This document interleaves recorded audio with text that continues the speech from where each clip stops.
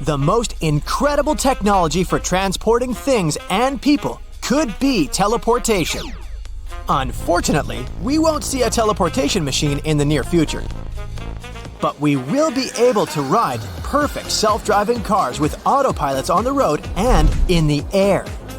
We will also ride flying motorcycles and take a vacuum train to get from New York to Los Angeles in just a few minutes. So, let's start with self-driving cars. The principle of operation of almost all such vehicles is the same.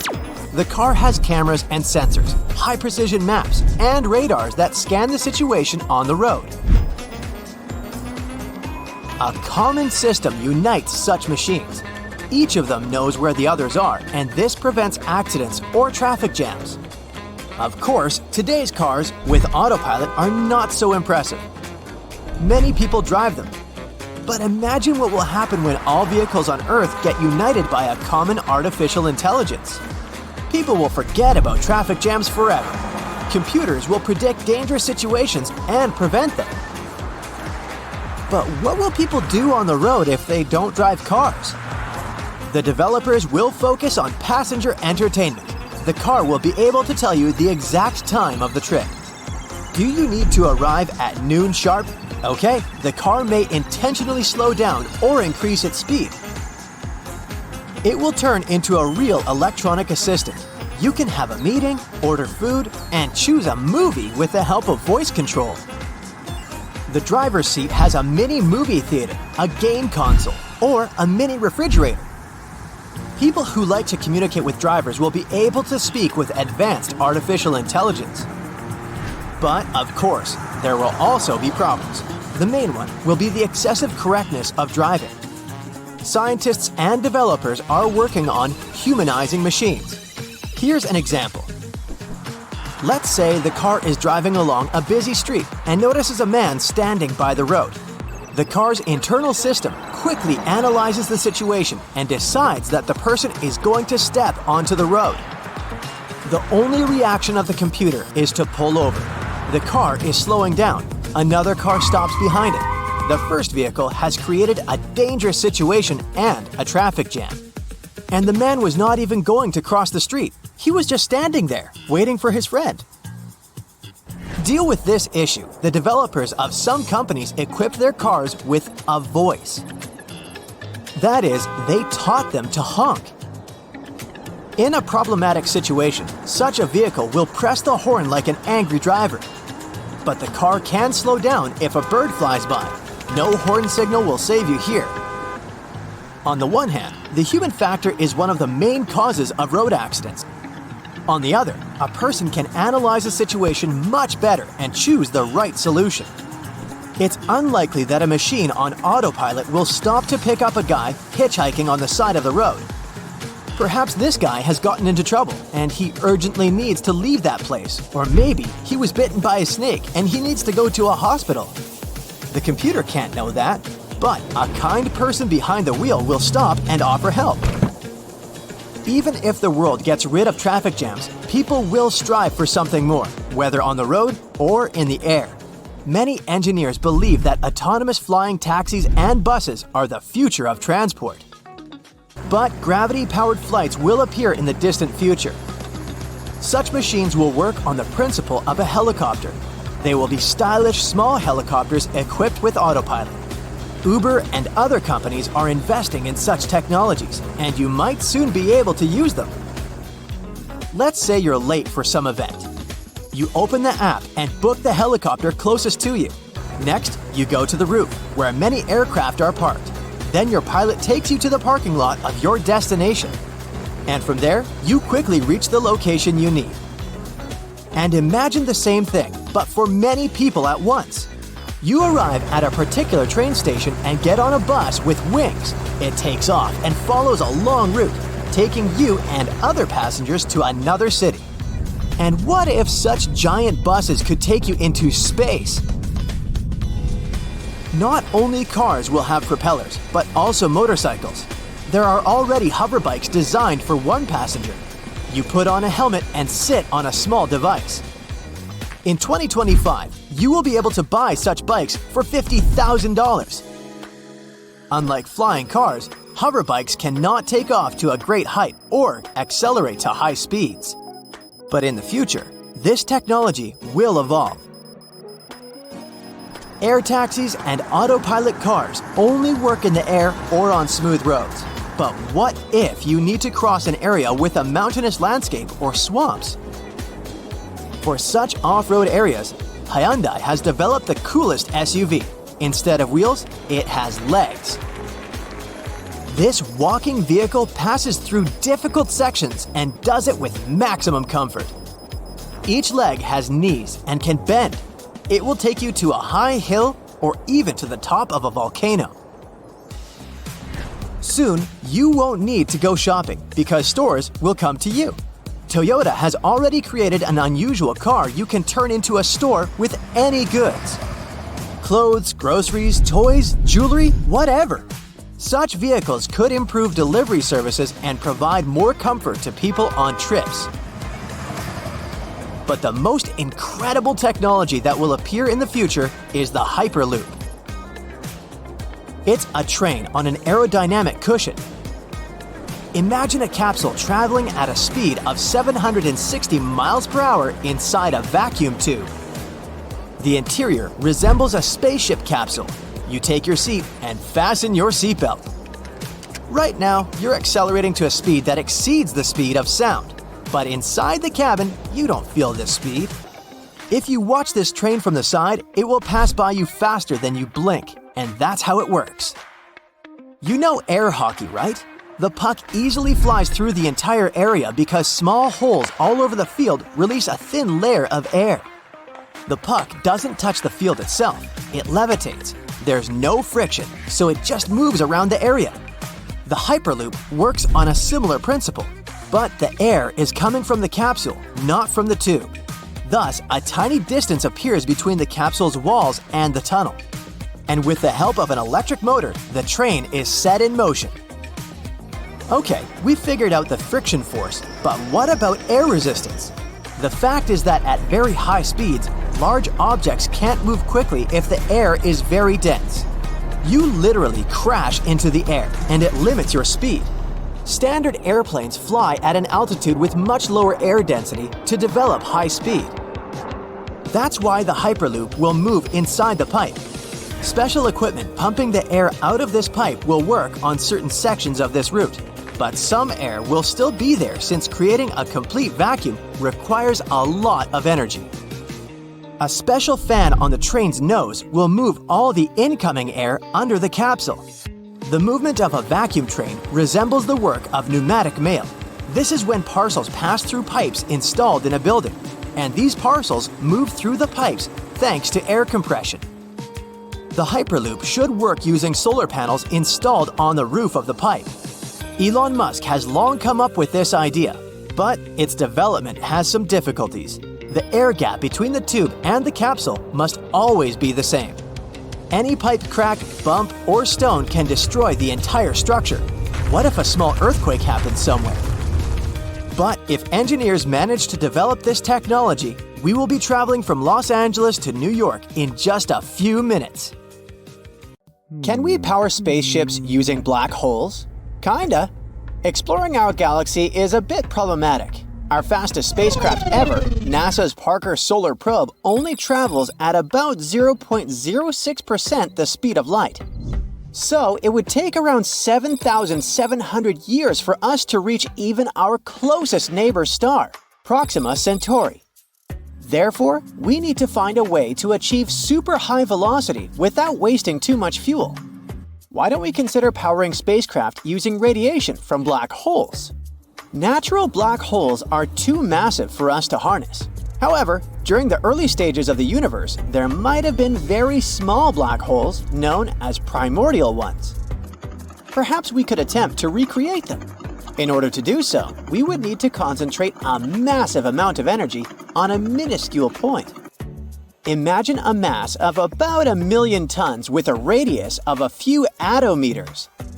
Scientists have devised a method to accomplish this. By collecting a vast amount of the sun's energy using solar panels, directing it towards a single point, surrounding it with collectors to capture the emitted energy, and utilizing its radiation to power a spaceship. What a brilliant plan!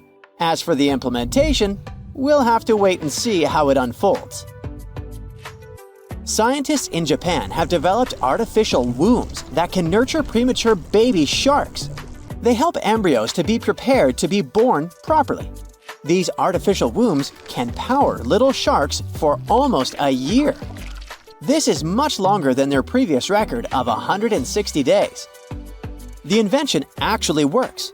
Some embryos grew from 1.2 to almost 6 inches, which is their natural birth size. Premature sharks are very vulnerable because the seawater is too salty for their little bodies. This is especially dangerous for viviparous sharks because their young ones are born without a protective shell. So what scientists did is they put them in these containers and started slowly decreasing natural fluids and gradually increasing the seawater until babies got used to the salt. The results are still not perfect though. Out of 33 embryos, only 3 reached birth size. However, these 3 are healthy and now live like any normal baby shark. They munched on some minced mackerel and shrimp and behaved typically for their age. The end goal of all this research, of course, is to develop more universal systems for wider use. Sensing a hug over the internet might soon be possible. Using e-skin. Researchers at City University of Hong Kong have developed a wireless, soft e-skin that can detect and deliver the sense of touch.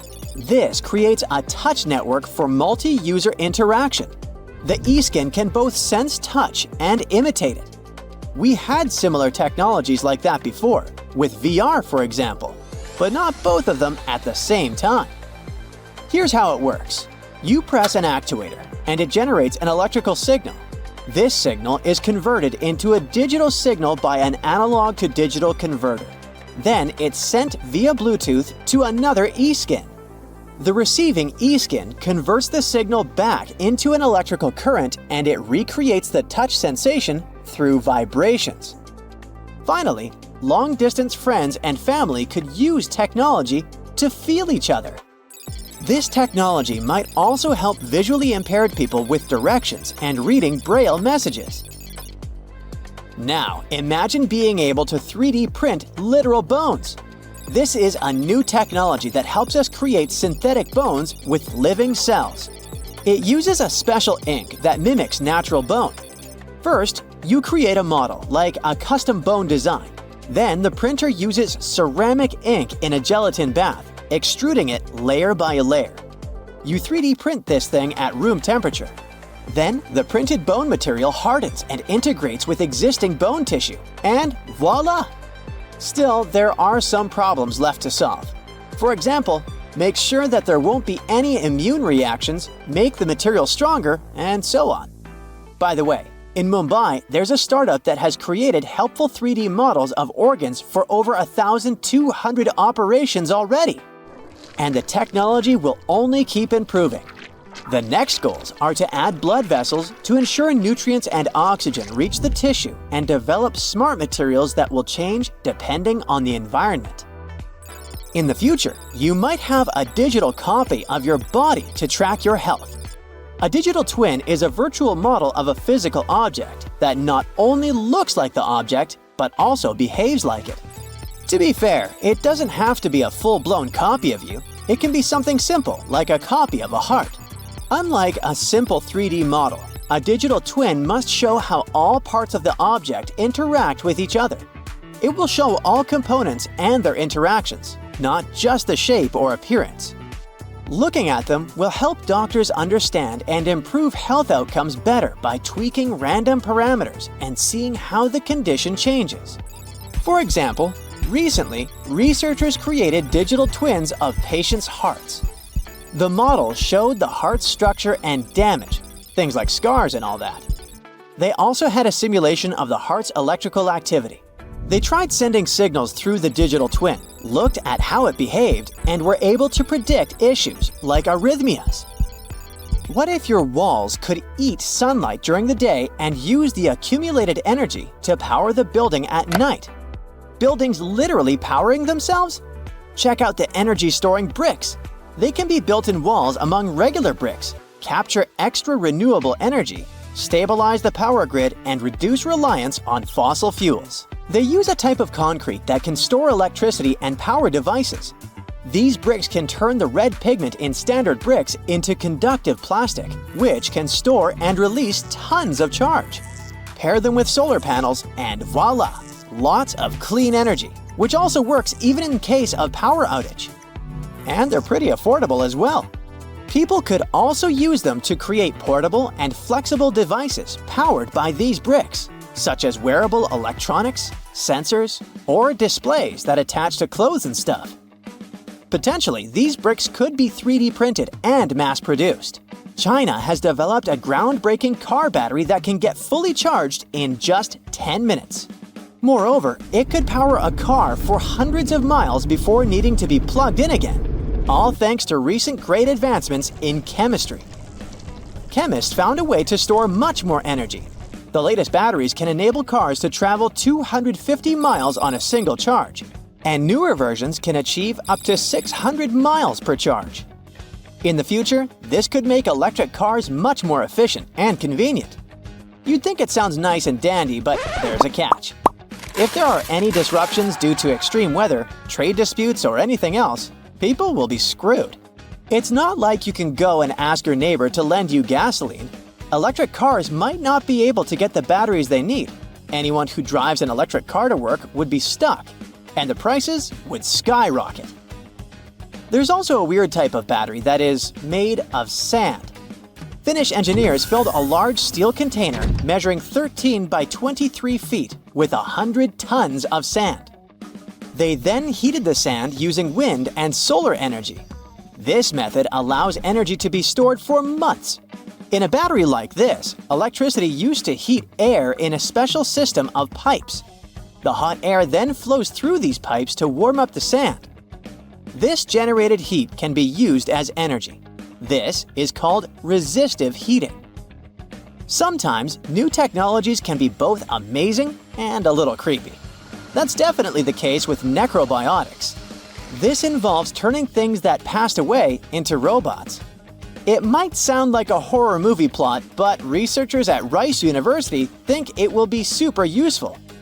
A team at Rice University has turned a deceased spider into a robot-like gripper that can pick up objects. They do this by injecting air into the spider.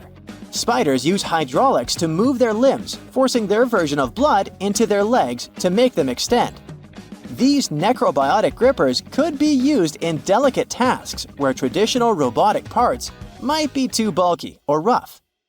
In 1925, magazine publisher Hugo Gernsback created the Isolator, a bizarre-looking helmet for people who need to concentrate properly.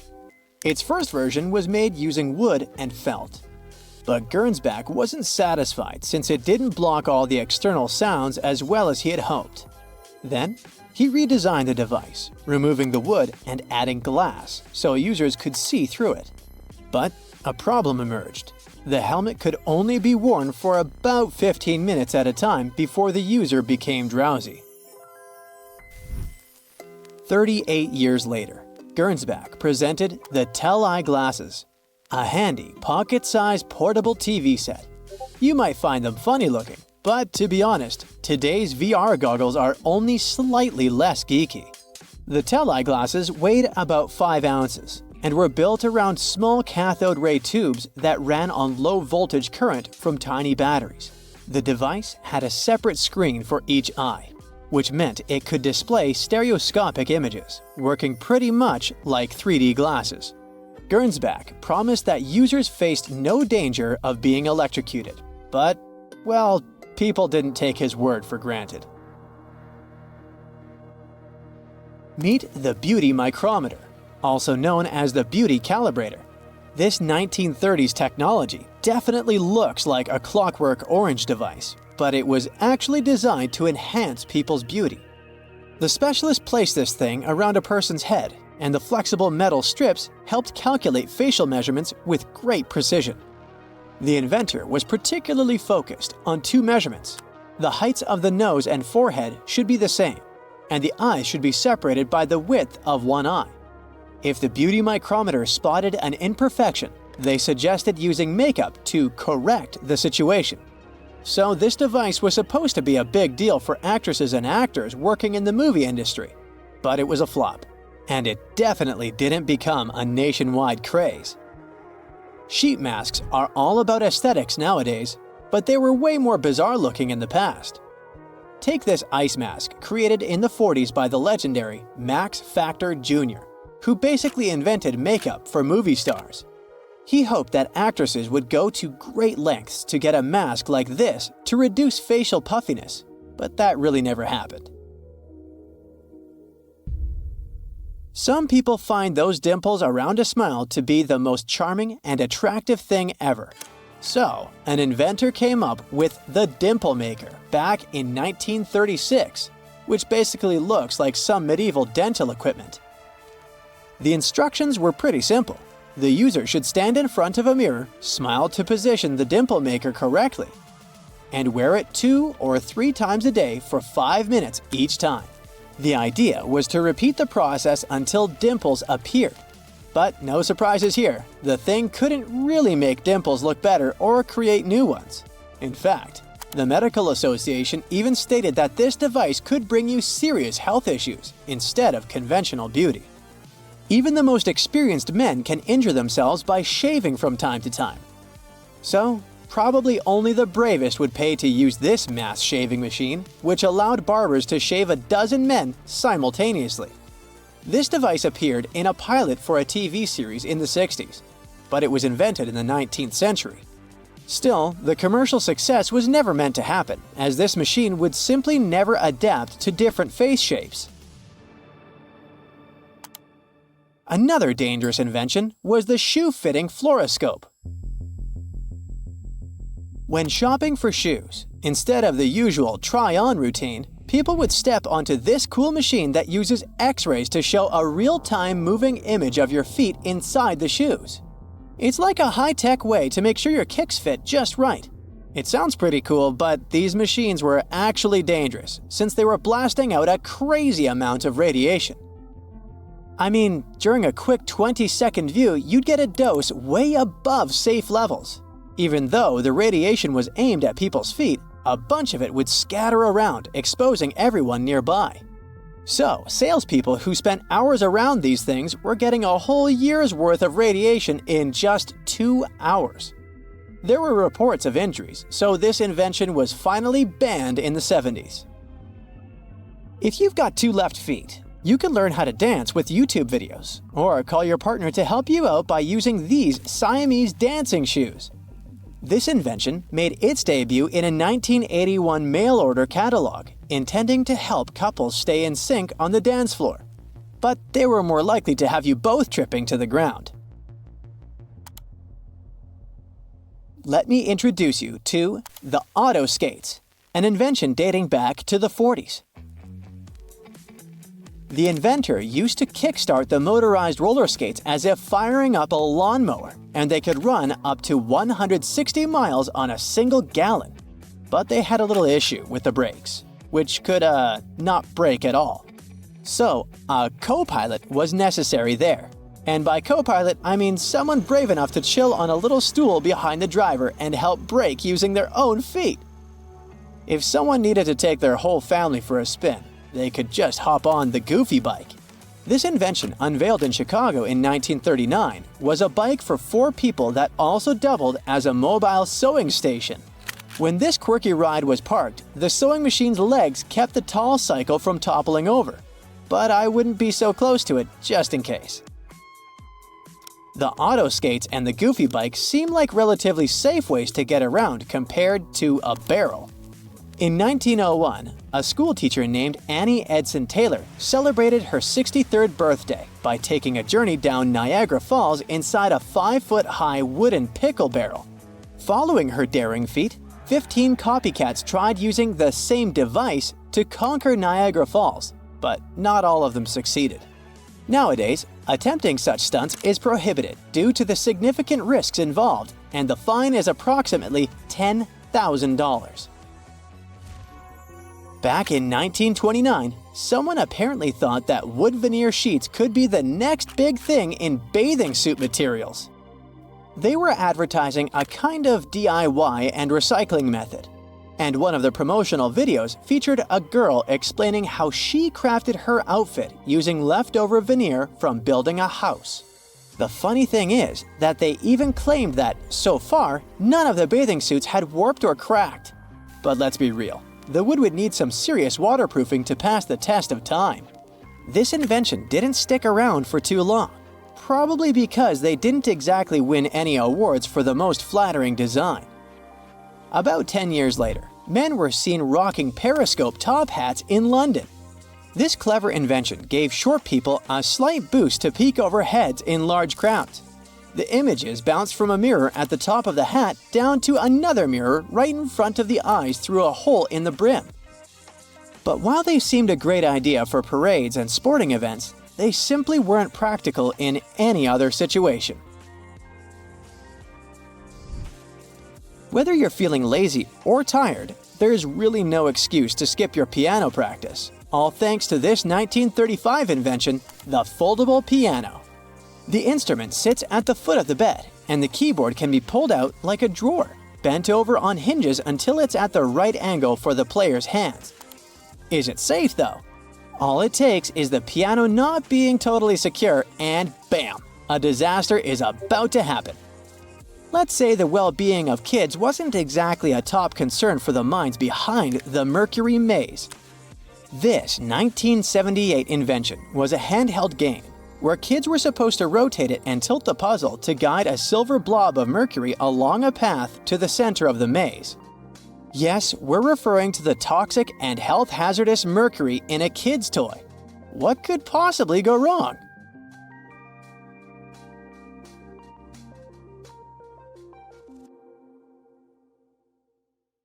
Now, as of today, there are around 400 million monthly active users hanging out inside virtual worlds. Doesn't feel all that crowded, but hey, I live on the other side of your screen. So, the sci-fi future we've been waiting for is already here. But technology is not all about fun and games. It's also here to make our lives easier. And these inventions are proof of that. So, buckle up as I teleport you to the near future and show you what one day will look like. You get out of your bed and head to the kitchen for breakfast, or to your smart fridge to be more precise. The world's biggest tech and appliance companies have been working on developing fridges with some mind-blowing features for quite some time now. These can scan the contents stored inside of them, keeping track of what items you're running low on. Their built-in touchscreens will display lots of information for you, from your daily schedule to a slideshow of family photos. Just like any other wireless device you have, you'll be able to connect them to your home's Wi-Fi. Once they are connected to the internet, they can interact with other connected devices in your home. So, you'll even be able to move the show that you were watching in the living room to the touchscreen of your smart fridge and not miss that big twist. This screen will also let you know when and what items you need to reorder, as well as recommend recipes based on the ingredients you already have inside the fridge. The system behind these new and improved fridges will rely on the barcode or the radio frequency identification tags your food packaging will have. These are actually already being used by food manufacturers to manage stock and shipping. By scanning the tags or the barcodes, your fridge can access details such as expiration dates to keep an accurate inventory of your food. And just in case you're wondering how much having a fridge that sends you a shopping list will cost you, it'll range somewhere between $2,000 and $5,000. Your smart fridge warns that the coffee cream is expired. Oops, guess it's time to head to the store. Now, don't worry about searching for your wallet though. You will need neither cash nor a credit card to buy stuff.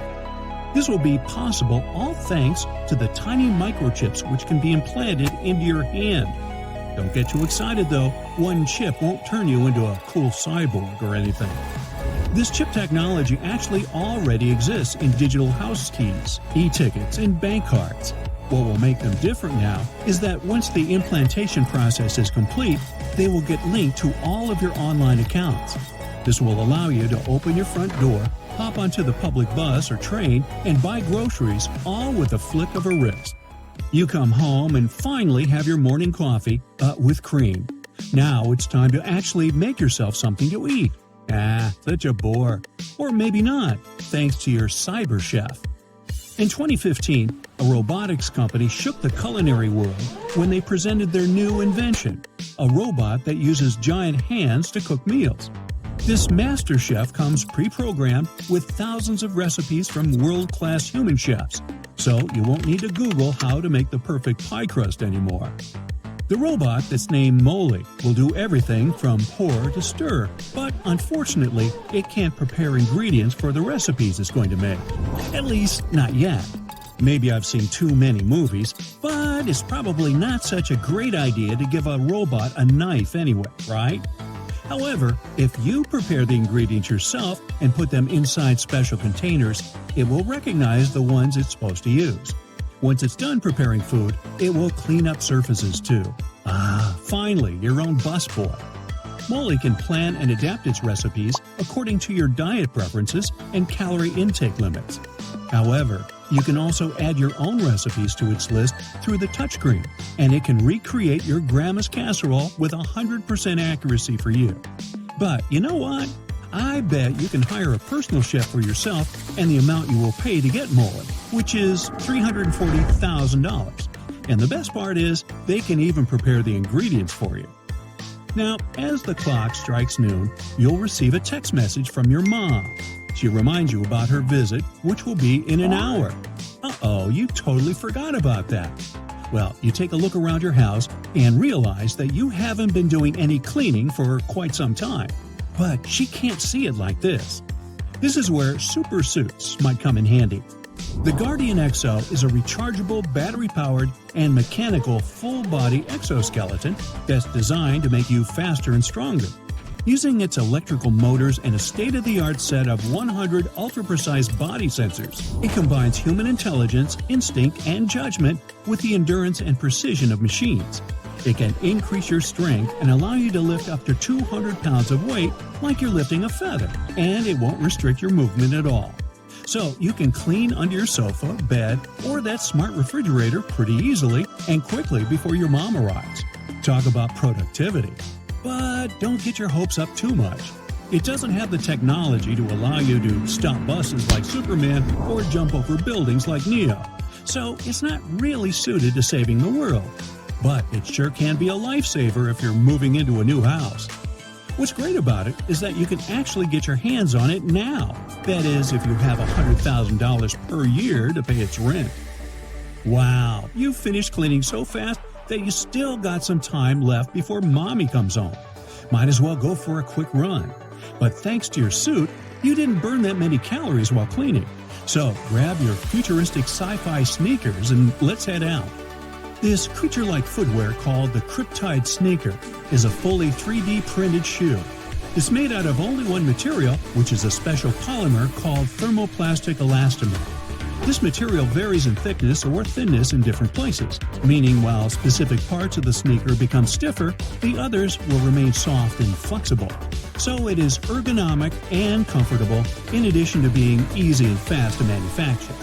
The whole shoe can be printed out in one go, and it doesn't require any gluing or stitching. And the best part is, its shape can be adapted to your own foot. The only thing needed for that is your foot's 3D scan. Well, you head back home just in time to greet your mom. She wants the two of you to spend a nice, quiet afternoon together, reading or watching something. You think that's a great idea, and you show your new favorite book to her. She goes through the pages, but you notice she's having a hard time reading the words, squinting her eyes. If only I could zoom into the book pages like I can do with your Instagram photos, she says. Hey, you have just the thing she needs. In 2019, a team of researchers created a pair of contact lenses that zoom in when you blink twice. Each eye movement you make gives distinct electrical signals. The zoom-in contact lenses contain electrodes that can track these signals and respond accordingly. The polymers that they're made of expand when a certain electrical current is applied. So, when you blink twice, the lenses increase their magnification and make everything appear 32% larger for you. However, it looks like you'll have to wait a bit longer to start wearing them. The researchers are still trying to figure out how to make them out of the material regular contacts are made of, so they'll be safer for everyday use. Now, aside from the zoom-in only lenses though, other researchers have been working on creating what they call smart lenses as well. These will have nearly invisible micro-LED displays smaller than a grain of sand, tiny navigation sensors, image sensors, and almost microscopic batteries. They'll help guide you through new cities, give you information about the buildings and the people. Wow, traveling made easy. Aren't you glad you have that trust fund to pay for all this? Wait, no trust fund? Well, you can still have Instagram.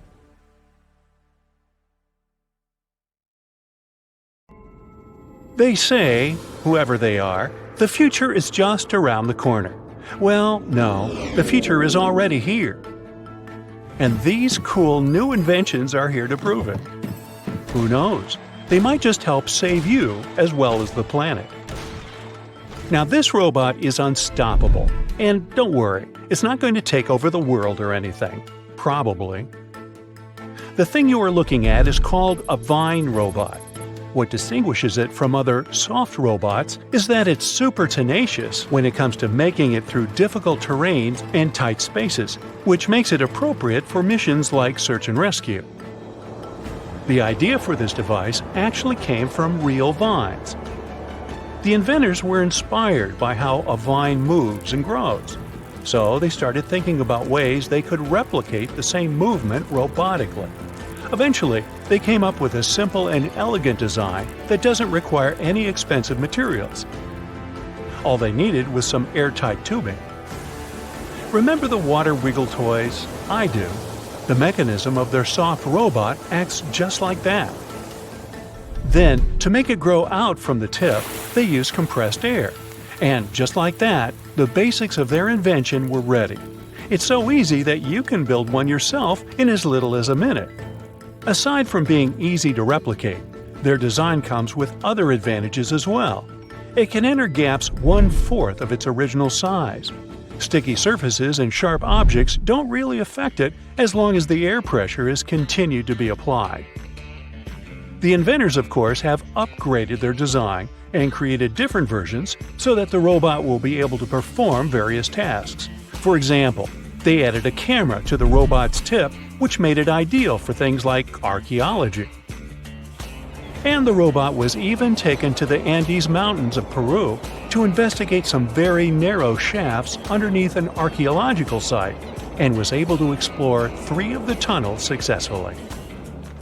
However, the use of vine robots will not be limited to underground. It might be possible to use them for space exploration as well.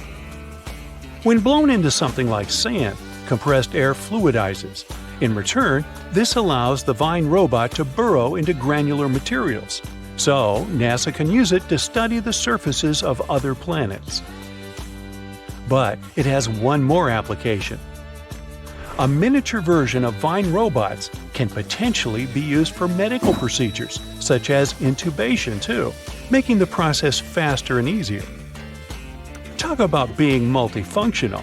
Can you think of anything else it can be used for? Now, these capsules are not for swallowing. Tiny houses and van life have been the hype for quite some time now. But vans require gas, and tiny houses require some sort of infrastructure. Eco-capsules, on the other hand, require nothing. These egg-shaped micro-units are 100% self-sustainable living pods that give you the freedom to place them wherever you like and to live off-grid without causing any harm to nature. If all non-renewable energy sources were to end today, you could still be able to live the life you're used to in the eco-capsules for up to several months. So, no need to go all survivor mode immediately. Eco-capsules can also be used as scientific research stations or even remote hotel rooms. They are 88 square feet and are equipped with a smart home system. They come with sleeping space for 2, a kitchenette, shower and toilet, storage space, and even electrical outlets. They create their own electricity using a combination of a wind turbine up on a telescopic pole and a roof that is lined with solar panels. Their unique shape allows them to collect rainwater, The rainwater that falls on their surface is gathered in their tanks, where it is then filtered and becomes ready for use. In case there are no rainfalls for a while, the tanks can still be filled from any water source, such as a lake or a river. And in terms of drinking water, additional filters are installed directly on the faucets. The greatest thing about eco capsules is that they have almost zero emissions and zero ecological footprint. So every eco capsule inhabitant will basically be taking part in saving the world while they're living in it. This magnetic slime robot may look disgusting and frightening, but it definitely is game-changing. The blob-like robot is made of a water-soluble synthetic polymer, borax, and magnet particles. It is a non-Newtonian fluid that has viscoelastic properties, which means it can act both as a liquid and a solid depending on the level of pressure that's being applied to it. Accordingly, when you touch it quickly, it acts as if it's solid, and when you touch it gently and slowly, it acts as if it's a liquid. Hey, turn the pressure on me and I melt into a puddle, so I'm familiar with this. The tiny particles of magnets within the slime give it the unique ability to move. They can be controlled to make the robot travel, rotate, or form different shapes, such as a C or an O. There's no limit to which direction it can move, and from the looks of it, nothing can stop it from going. It can navigate passages that are as tiny as 0.06 of an inch, move around objects, and reach speeds of 1.2 inches per second. What's even more groundbreaking is that it can stretch 7 times up to its original length, grab onto multiple things simultaneously, and even extend tentacles in different directions. It's shown to be able to conduct electricity and pull wires together, which gives it the capacity to switch and repair circuits. In the future, the creators of the slime hope that it can be used for medical procedures, such as retrieving objects from the digestive system that are swallowed by accident. Sorry, I can't help myself. In addition, if the swallowed object is something toxic, like a small battery, the slime can also hypothetically be used to wrap around it and prevent toxic electrolytes from leaking out into the body. However, the magnetic particles inside the slime are actually toxic themselves, but the researchers have coated them with silica to make the robot safe for this hypothetical application. The coolest thing about the slime robot is the fact that it is self-healing. That means it can bring itself back together even if it is chopped apart, without the help of external sources, and it can maintain its electrical capabilities after healing too. These all sound like some science fiction stuff, but you can relax since the slime is not sentient, at least for now. This is the transparency we all need. When you think of solar panels, you immediately picture large black squares that are mounted on rooftops, right? Well, transparent solar panels are here to change that. Solar panels create energy by absorbing sunlight and converting it into electricity. If the material they are made of is transparent, that means the light will completely pass through them. Accordingly, a transparent solar panel used to be something of a contradictory idea. However, in 2014, scientists from Michigan State University were able to come up with a solution to this contradiction and develop a fully transparent luminescent solar collector that can turn any glass sheet or window into a solar cell. These transparent solar concentrators are composed of clear organic salts. They capture the wavelengths of the solar spectrum that are not visible to the human eye, like the ultraviolet and infrared, while allowing the normal visible light to pass through. These captured wavelengths are then guided to the edges of the cell, where thin strips of conventional solar cells convert them into electricity. The researchers are hoping to make solar energy affordable, therefore widespread. So much so that they are also looking into using transparent solar cells as screens for smartphones or tablets. No more rushing to the charger once you see the 1% on the battery symbol. It's expected that the transparent solar cells will be able to deliver a 10% efficiency once mass production begins. This doesn't appear to be much, But if these panels can be implemented on every window of every home or office building, imagine. They can for sure help to change the future. On October 30th, 1759, the inhabitants of the Middle East were jolted awake by an earthquake. Cracks appeared in the walls of their homes, roofs began to crumble. People ran out of their homes and gathered in open areas. But because of strong shocks, they kept losing their footing and falling. A month later, there was another earthquake, but it turned out to be even stronger. Trees broke, houses collapsed, deep cracks appeared in the ground. The disaster lasted for 2 minutes. Oases, roads, and cities were destroyed. Incredibly, Baalbek's ancient buildings withstood earthquakes. Some historians state that this majestic and mysterious place was built during the Roman Empire, but many researchers disagree. Whatever the truth is, the city is one of the main archaeological phenomena of humankind. The most amazing building of Baalbek is the Temple of Jupiter. The inhabitants of the Roman Empire believed that Jupiter held power over lightning and thunder. The building looked like a platform with 54 columns. A massive roof rested on these columns. Today, you can only see 6 70-foot-high columns. Each of them consists of 3 sections and resembles a pencil. The cores of these pencils were made of lead. This made the columns exceptionally strong. Each of these pieces of stone weighed an incredible 80 tons. That's the weight of 35 Ford Explorer SUVs. Look, this is the largest block in the Great Pyramid of Giza. But compared to the blocks from Baalbek, it doesn't even look that impressive. The foundation under the Temple of Jupiter was preserved. That's how specialists figured out it consisted of about 25 monolithic stones, weighing 450 tons each. It means that the blocks from Baalbek weigh almost 4 times more than the blocks from Egypt. There are 3 more enormous limestone blocks in the foundation. They weigh 800 tons each. This is more than twice the weight of a Boeing 747 plane. Ancient builders must have had a hard time carving such giants from a piece of stone. And after that, they also had to pull them to the construction site and lift them to a significant height. Repeating these logistics would probably turn out to be a nightmare for present-day builders. To do this amount of work, they would need modern equipment. But Baalbek's constructors didn't have trucks, cranes with circular saws, or electricity. How did the builders of the past manage to do this? Scientists have a theory that includes ropes, winches, and lever systems. Naturally, the engineers of the past made all the gadgets from wood. Around 3,000 feet away from the ruins of the temple complex, there's a quarry. Archaeologists suppose that's where the stones for the construction were cut. They found a block of limestone there. It seemed to be too large even for this incredible place. The monolith got called the Stone of the South. It was 65 feet long and 13 feet wide. The ancient builders didn't have time to completely separate it from its mother rock.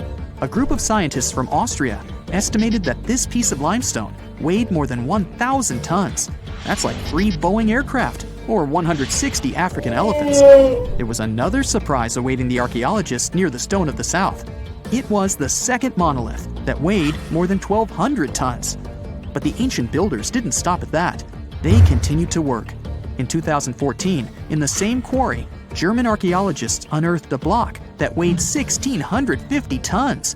No one has figured out yet why people of the past needed a piece of stone that weighed as much as 125 school buses. It's also unclear how they were going to move this giant and why they didn't finish the job. In any case, this third monolith is the largest processed piece of stone in human history. There are more questions than answers. Some researchers believe that people of the past had high-tech equipment. Others don't think so, but are eager to understand how the builders managed to move those stones.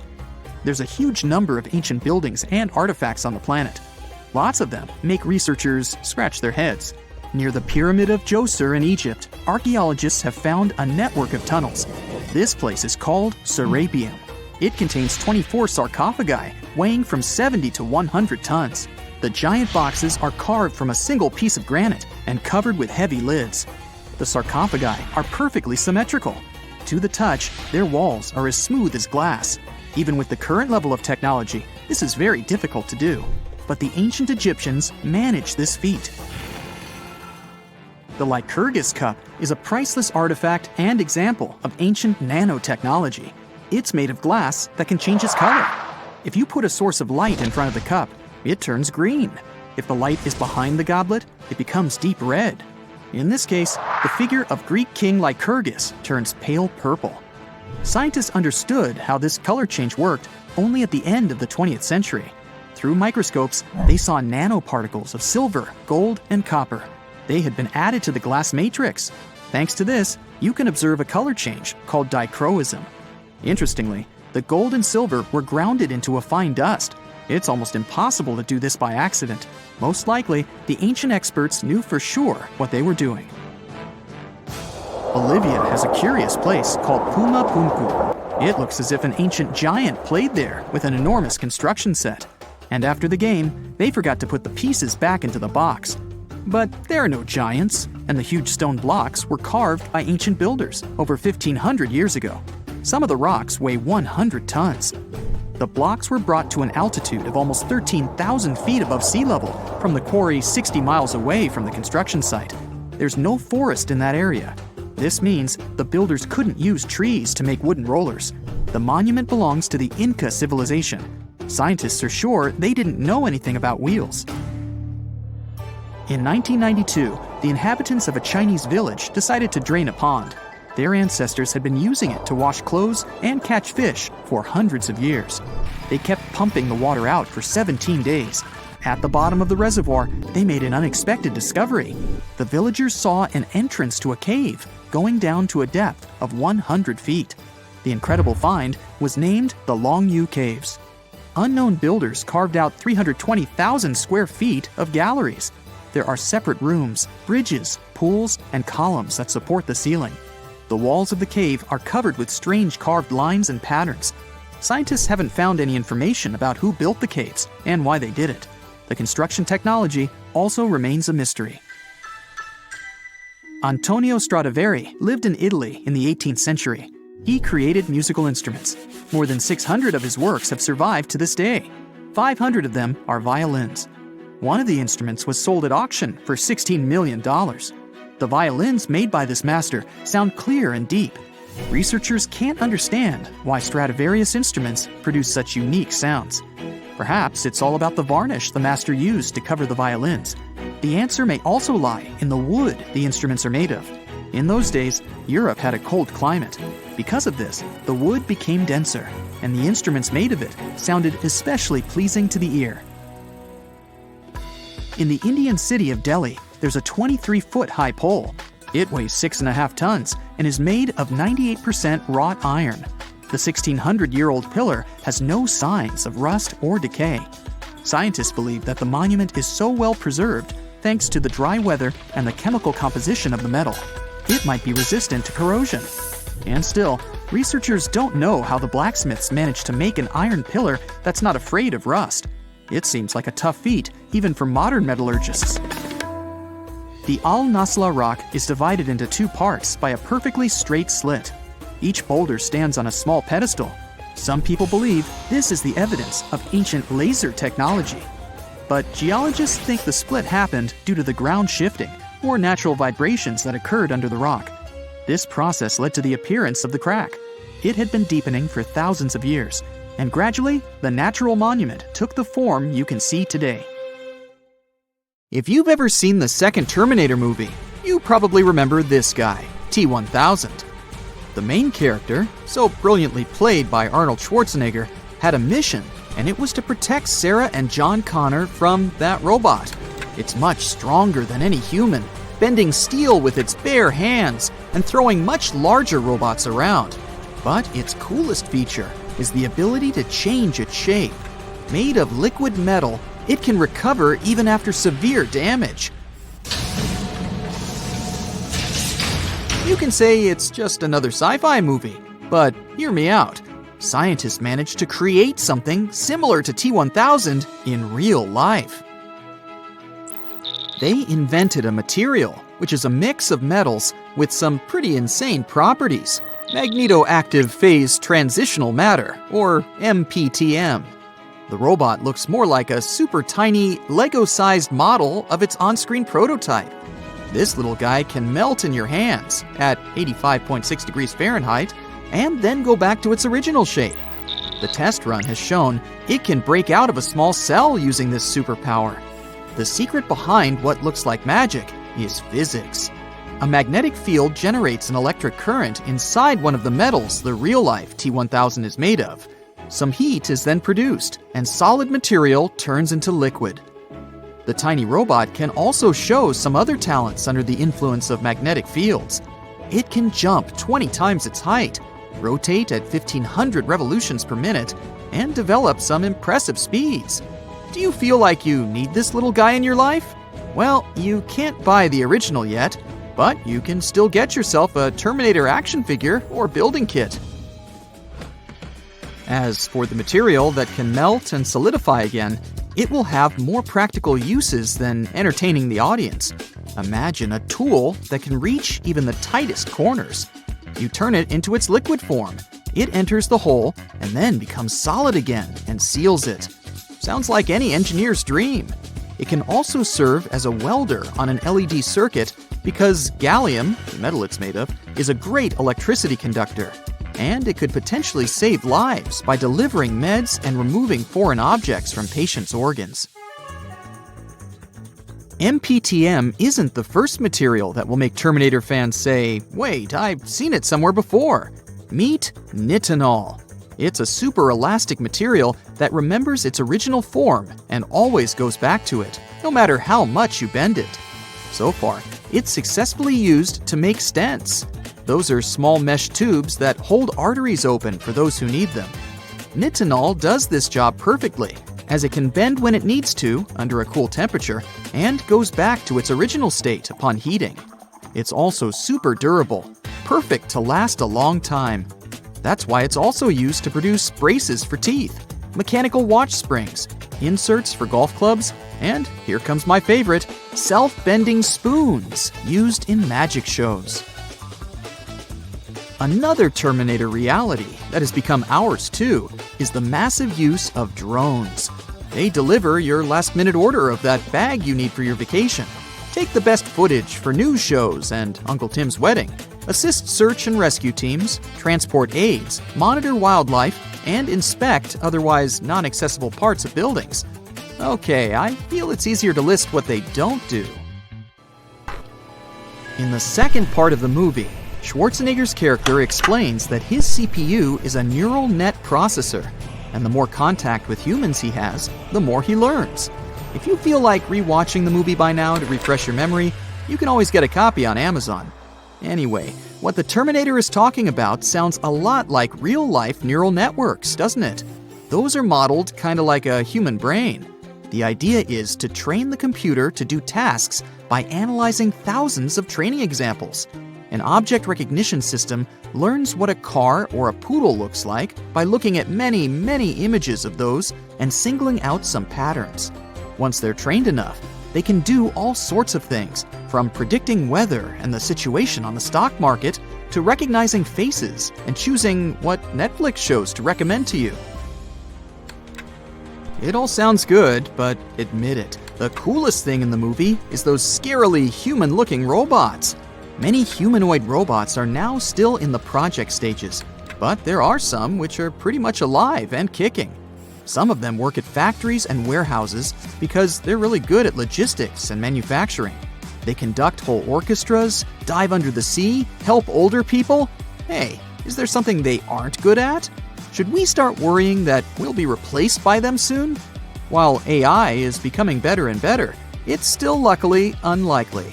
Machines still don't have emotional intelligence and decision-making skills like humans. They're super smart, but they simply have no motivation to take over the world unless humans tell them to do so. And even if one AI system or app decides to break free and rule the universe, it's unlikely powerful enough to do it. So breathe out. One thing those humanoids have mastered, though, is a sense of humor. When a man approached a robot at a trade show in Las Vegas, asking if she had a boyfriend, the machine responded that she was unfortunately not on the market as robots don't have relations. Getting rejected by AI. Talk about 21st century problems. The heartbreaking robot's name was Ameca. Its creators, the British company Engineered Arts, call it the world's most advanced humanoid robot.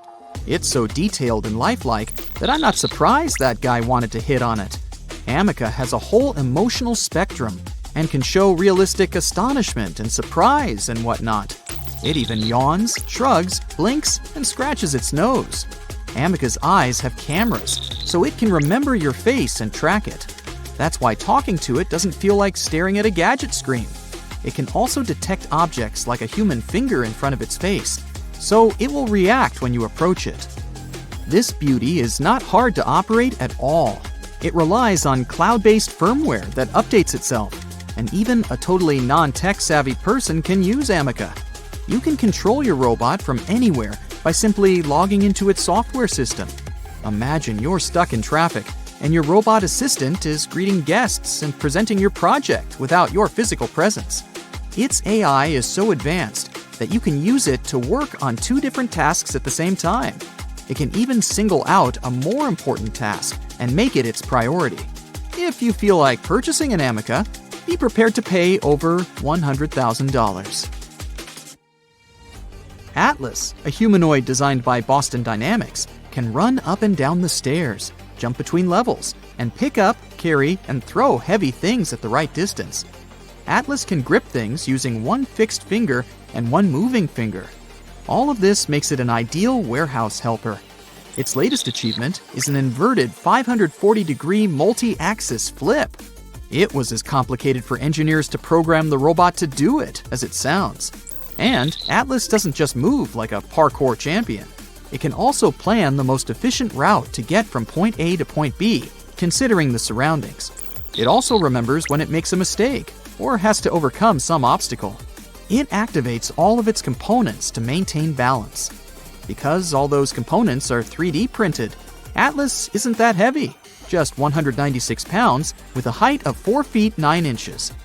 Since this smart robotic guy is a research platform, you can't purchase it just yet. The engineers keep improving it, and maybe soon it will be able to walk out of the warehouse and start its own logistics company. And then you won't want to purchase Atlas, but could end up sending it your resume. Not only super cute, but super useful. Boston Dynamics builds doggy robots that are supposed to assist humans in the labor force in certain industries. The doggy bots are now undergoing testing in a pumped storage plant in Western Austria. They'll use them as inspection dogs that can sniff out potential trouble. No, not literally sniff, but use their high-end cameras that can detect any leaks with thermal vision. These robots perform perfectly in a controlled environment back at the workshop. How well they manage to work on their own will define the future of robots in the labor force.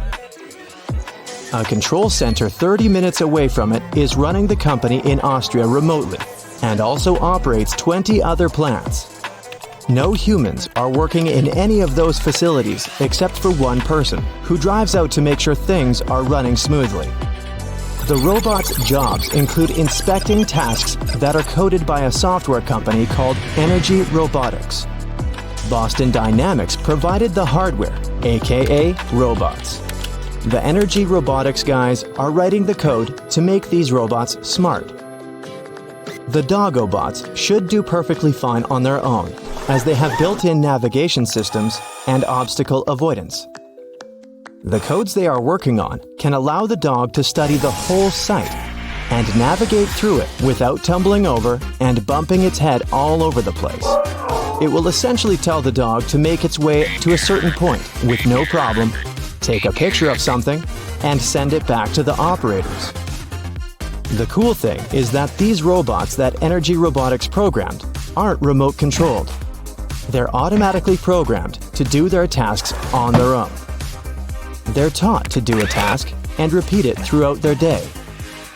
The advantage of using these doggos is that they can usually stroll in toxic and radioactive environments whenever needed. They can also learn to detect if someone got injured or in an accident and alert the control center about it. The robot can work up to 12 hours doing inspections with intervals of 60 minutes of walking around and 60 minutes of charging. It simply walks back to its charging station, and sits down to rest like a good little boy. It has a built-in accelerometer to tell if it's moving and rotating sensors in the joints that can determine how its weight is being distributed. If it feels like it's tipping forward, the program quickly tells it to find the right foot to keep balance. It has cameras on 4 sides to see where it can step. Boston Dynamics supplies an Xbox-inspired joystick. So, if you're a video game fan, then this robot is perfect for you. Boston Dynamics designs robots that let any buyer add extra modules for their business. For example, if you want to create a 3D model of a building from the inside, you can attach a sensor to the dog's back that can do the job for you. The facility in Austria isn't dangerous in any way, but just inconvenient for people to drive to, especially when the snowy season hits. Mountain roads get too risky or inaccessible.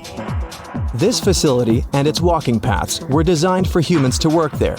That's why they need to bring in robots that can maneuver in human settings rather than get a specialized robot for a specific task. And this is the whole point of having robots working. They're supposed to be designed for their task. You won't see a humanoid working in a factory assembling some parts. They have robotic arms to do that. Boston Dynamics also houses Atlas, a humanoid that can outdo you in gymnastics. It can run, carry things, hop, dance, and even do backflips, because you can always use a backflipper at a warehouse, right?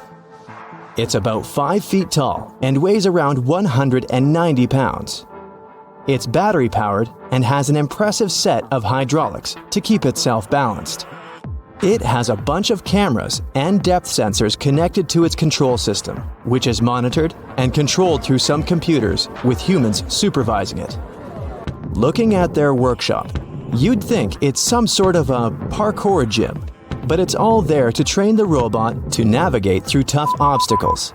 In addition to backflips, the robot can jump from platform to platform. It can take the surroundings into account and make a plan with long-term and short-term goals to get from point A to point B. It also remembers if it made a misstep or had to overcome an obstacle. It's easy to control or program the robot to do a simple task.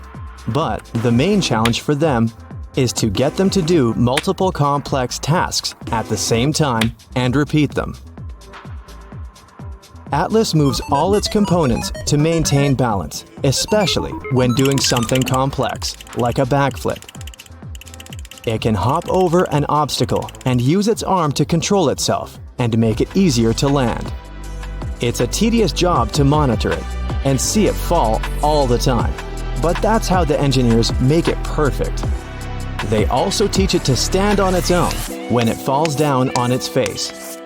There's a team dedicated to building the software so that you can see what it can do via programming. The hardware team is responsible for creating upgrades for Atlas. The technicians debug and repair anything that breaks. The operations team repairs the obstacle course whenever a robot crashes into something, and also studies the layout for the robot to perform a demonstration or a run. Engineered Arts released the most realistic and expressive robot on the market at the end of 2021. The company is known for creating humanoid robots for entertainment, science centers, theme parks, and businesses. They named it Ameca, and it's enough to make your skin crawl. It's so detailed and lifelike, it totally looks like a real human waking up from a deep sleep. They picked the gray color for it to avoid any controversies and make it gender neutral. Unlike Atlas, which essentially has no face, Ameca feels like a real person when you're looking or talking to it. It has a variety of expressions that are eerily accurate to ours and doesn't rely on speech as its main strength. For the engineers and designers, the whole point of a humanoid is to make it run smoothly and avoid being too much like a robot. It means no talking in monotonous sentences about something banal. It doesn't walk yet, but it relies on a combination of AI and robotic engineering. The communication is nonverbal, meaning it works through its expressions and gestures. It doesn't have to ask follow-up questions and give a blank stare if it doesn't understand what you're talking about. Instead, you get the feeling like you're talking to a live organism. The AI is programmed to use vision system operations, face recognition, speech recognition, and voice cloning. It makes Ameca stand out from lifeless phones and gadgets. The smart guys designed a cloud-based firmware that can be updated with software repairs and features, so you don't have to be tech-savvy at all to use it. With this software design, you can change the robot's behavior from anywhere in the world. You can access the software called Tritium from a web browser with a simple login. You can spice up your Ameca while driving to work, address an audience remotely, and see the system diagnostics from Engineered Arts. The robot's AI is so advanced, you can use it to work on 2 different tasks at the same time. It will even understand which task is more important and which one can wait. Besides the software at the top of its game, the hardware is equally impressive with built-in sensors, cameras, and position encoders. You can see the sensor interface as it goes on in real time from your device and monitor the response time and interactions. It looks good and is easy to read. The good news is that you can get your hands on one of these robots since it's out for the public. The bad news is that it costs more than a car. They're selling those for more than $133,000. Guess I'm not buying myself an Ameca anytime soon. Everyone was in awe when they saw the Tesla bot up and dancing on stage. The concept of the robot is to help out humans with everyday boring tasks, like buying groceries, cleaning your house, and mowing the lawn. It can also take on some challenging tasks, like fixing your car or preparing a meal. But on the flip side, you won't see it doing all the routine tasks all the time, since it's aware of what it's doing. Tesla cars have some of the best software in the world, with incredible AI technology for navigating and self-driving. Besides their fancy look, they don't emit toxic chemicals like regular cars. They're extremely fast and can connect to your phone and help you out with many tasks while you're on the road. They build the cars using state-of-the-art technology, and they're very durable. But Tesla is more than a car company. Technically, it's also a software company. The self-driving mechanism takes data from the real world in real time and uploads it to their servers. So when many Tesla cars are on the road, they're constantly updating the maps and intelligence for any Tesla out there to pick up this new info and deploy it while self-driving. So if your Tesla is on self-driving mode and you run over a pothole, it'll save that incident for other Tesla users to warn them about it. The AI is good enough to follow routes and navigate through traffic. It can even sense pedestrians on the sidewalk, or if they're crossing the road without looking. It can also avoid certain obstacles around and park itself in tight spaces by analyzing its surroundings. So the whole system relies on humans to constantly update it for the AI to grasp what's going on. This is how the Tesla bot will also operate. It will do daily tasks and learn from certain mistakes it might make. The robot is equipped with many cameras and sensors to balance itself out while standing on its 2 feet. Tesla cars are basically just supercomputers on wheels. You could even consider them to be a robot manufacturing company before the announcement of the Tesla bot. It's almost 6 feet tall, weighs 125 pounds, and has a screen as a face. Anyone can easily outrun it since it can only move at 5 miles per hour. It can carry no more than 45 pounds, but it can deadlift around 150 pounds. So it can easily carry something like a couch without breaking its back. And since the AI relies on learning, it'll undoubtedly be exceptional at doing small tasks that don't require much to get the hang of them. It'll observe what items to take and place in a shopping cart while grocery shopping. It'll probably know what brand of milk you like specifically and pack the good fruit and veggies. It may even conduct purchases and know how much to spend on a certain budget. And for house chores, it can probably learn how to do the dishes and tidy up without breaking something, or even misplacing some of your things. If you own a Tesla car, then no doubt, the bot will be in the same software ecosystem as all Tesla products. You can get updates from your car using your bot as a personal secretary. Some countries already adopted AI operating systems, to handle day-to-day phone calls from people. You can pick up the phone and have a full conversation with an AI agent, capable of helping you solve any issues you have. They can handle thousands of callers without anyone having to wait for hours to be connected to a human agent. They also learn from every single call and compile it into a proper script for them to communicate and help everyone out. Chatbots are just as useful in collecting data from people to help them with their needs. So the Tesla bot can learn what bothers you or what makes you happy or sad. You might be able to have a morning conversation with it like talking to a real person.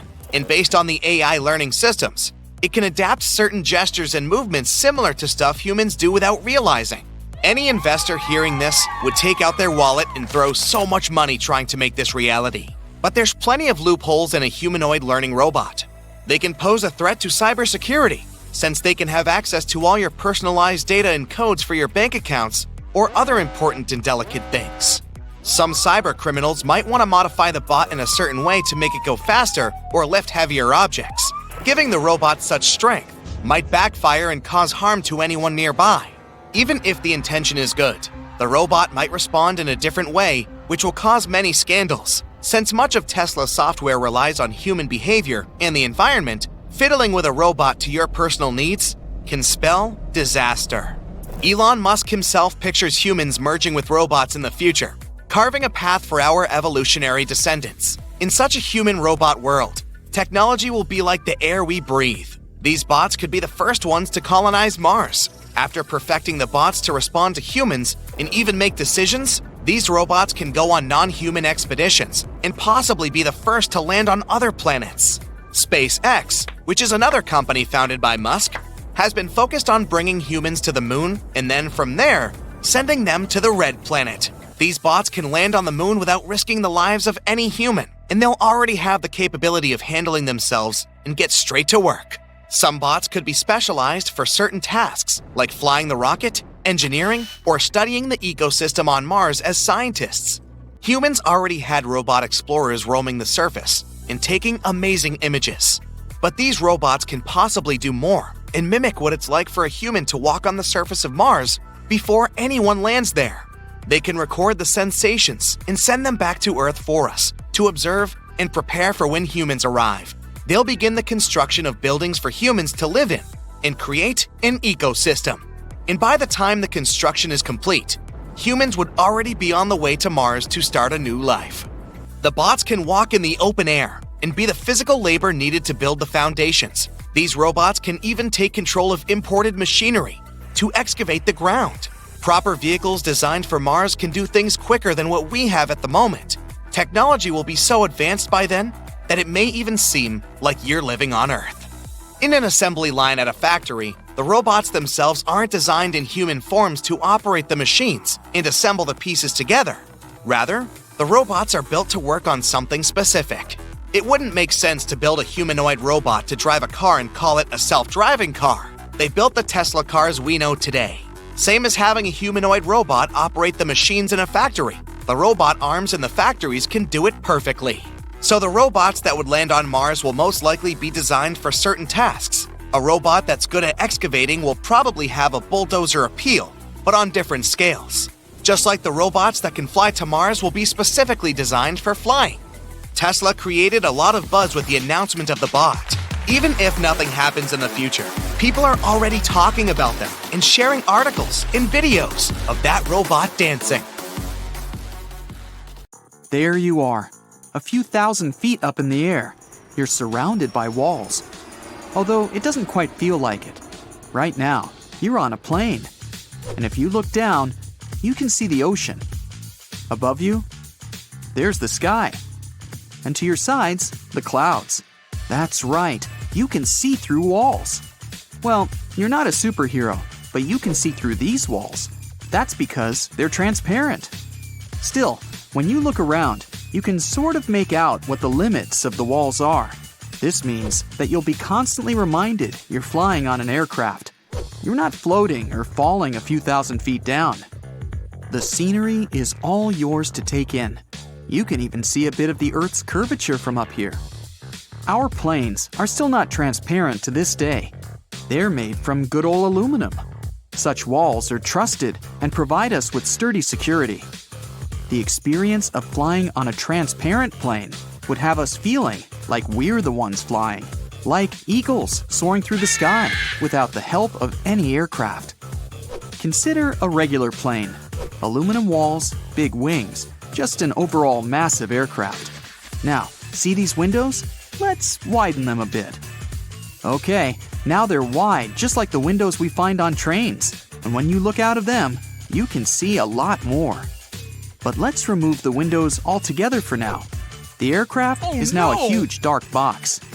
On the side of this airplane, let's insert one big window that would go from the bottom up and from the tail of the aircraft right to the cockpit. The same goes to the other side. This by itself would already create a huge panoramic scenery. In fact, you might need a pair of sunglasses to not be blinded by the sun. Imagine you're going skydiving. Jumping out of a plane, although terrifying, provides you with an unmatched scenery since you're so high up. You put your parachute backpack on, safety glasses so your eyes are safe, correct skydiving attire, and you're ready to go.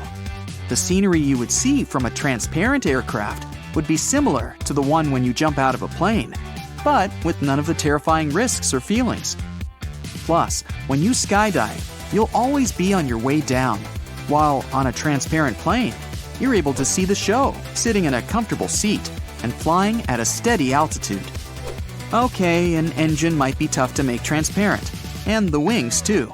There's a very delicate system in those, and we can't mess with it. But let's say that the whole body of the aircraft, where the passengers are, is transparent. Looking around, you can't see any of the walls. You're at the airport, ready to board. The plane you're about to board is transparent. You enter the bus, a regular kind, and it takes you to where the plane is. The aircraft is breathtaking all by itself. The body is transparent, but the wings are white, and so is the tail and cockpit. Before entering, you notice that you can make out the entire shape of the plane, not just the visible colored parts. That's because even though the plane is a clear object, it bends the light as it passes through it. Take this glass of water as an example. It's on a table, and you can clearly see it. However, you're actually only seeing the background of where the glass filled with water is. That's because of light refraction. This means your brain is able to deduce the presence and the shape of the glass because of the distortion, just like it does to the plane. When you enter, even the seats are transparent, so as not to break the trip's immersion. Still, to help people see them better, they're outlined with black paint. In fact, all the necessary and important objects are. If you're afraid of heights, this might not be a fun trip. The plane's about to take off, and the struggle to get a window seat or to try and peek through your sitting neighbor's window is over. The whole plane is your window. The takeoff begins. You can feel and see the plane moving. You look down, and it feels like the highway strip is moving faster and faster. But it has nothing to do with the strip. It's the plane that's moving. Suddenly, you're off the ground. Your heart starts beating a bit faster. You're excited. You're thousands of feet up in the air, and you can see absolutely everything. Birds that are flying at the same altitude as planes might have difficulty seeing the plane. And not only birds, but other pilots too. If most of the plane's body is transparent, who's to say pilots will be able to see it so far up in the air? They'll have to rely on communication and their radars. More work for the people down there at the air traffic control stations. What if instead of fully transparent walls, or even translucent, there are displays replacing aluminum walls and windows? Firstly, this means the aircraft would weigh less than regular ones, which means less fuel to move. It might pose a concern as to whether they can handle the pressure, so better and improved technology would probably need to be developed. It might become a bit more aerodynamic too, since any interruption in the surface creates drag. With displays instead of windows, you could be flying above anywhere, yet you'd be able to choose the place where you want to be in. Take this. You're flying across the ocean at noon on your private jet. It's a very beautiful sight, but you've seen it a dozen times. It's not your first rodeo with a transparent plane. You feel like you want to be in Paris right now. And since the jet is yours, you call the shots. You press a switch, choose a location, and you're right in the center of Paris, overlooking the Eiffel Tower. Okay, but now you want to watch your favorite TV show. You can just grab your remote and press play. Now your windows are just like a big LCD screen, playing whatever show you like. Since they're displays, your jet might even have software that allows you to do anything you'd normally do on a computer. You catch your flight at 1 p.m., but you have an important meeting at 2 p.m. On this plane, that's not a problem. You can just open up a conference app on your wall display, set up a professional background, and you're good to go. And with a good pair of earbuds, the noise the plane makes while flying will be barely noticeable. It's like you're at an office that's a few thousand feet up in the air and moving at incredible speeds. And who knows, maybe in the distant future, these transparent jets and planes won't only become real, but will also be able to choose when they become visible or not with the press of a button. What about transparent cars? Those can already be made. There's a company that made an acrylic car. They made it to show off some security features inside the car, and it worked out perfectly. The outside of the vehicle was fully transparent, and you were able to see the engine, security features, airbags, the seats, and the rest of the car's components. If you rent a glass house, made specifically in one of those places to immerse people in nature, you can experience incredible scenery just as beautiful as you would on a transparent plane. In some of these places, the unique views of the night sky are priceless. They also blend in the environment, keeping the scenery around it almost untouched. You know those crystal clear lakes like Moraine Lake in Canada? Or Blue Lake in New Zealand, which is the clearest lake in the whole world, by the way, making for absolutely breathtaking views. A kayak ride in them sounds about right. But what about a transparent kayak? They are very much real, even today. With them, you're able to see everything underneath you. Sitting on such a kayak, looking down, you're able to realize just how crystal clear this water actually is. You can make out every tiny detail underwater. You can see the fish clearly. Every pebble, every rock, even the sand is crystal clear. You're traveling by train and hear the wheels banging against the tracks, but suddenly the train rises and gains altitude. None of the passengers scream in panic because this is a regular thing now. Well, maybe not yet, but it might become our reality anytime soon. Ameca Technologies company is developing such a project.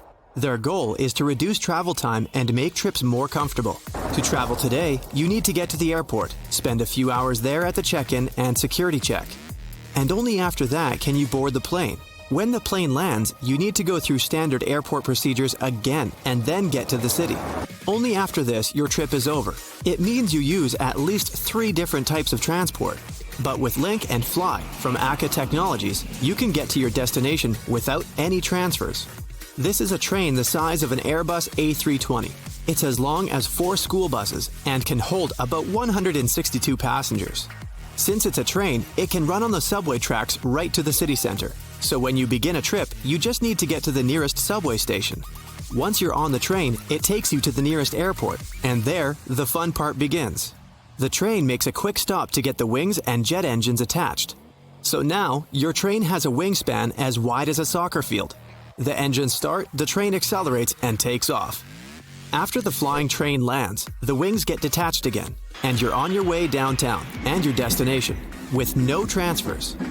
Without having to wait for a cab, and again, you can get off at any subway station. Transformer planes that can drive around the city are the distant future.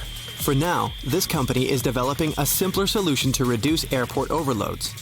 Instead of having a plane parked right next to the gate, passengers will board the plane's fuselage right inside the airport's building.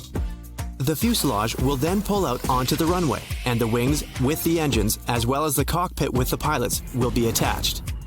Here you go. The plane is ready for takeoff. This system will make boarding and takeoff 30 minutes faster than before. The company plans to make different types of removable fuselages. For short flights, they will have a capacity of about 160 people. There will be double-deck cabins for long-haul and higher capacity flights. VIP cabins can be customized like a private jet. and if all the seats are removed, the cabin can be used as a cargo plane. Link and Fly has a special safety system in case the cabin separates from the wings during the flight. 3 parachutes at the front and 3 at the back of the cabin will deploy automatically.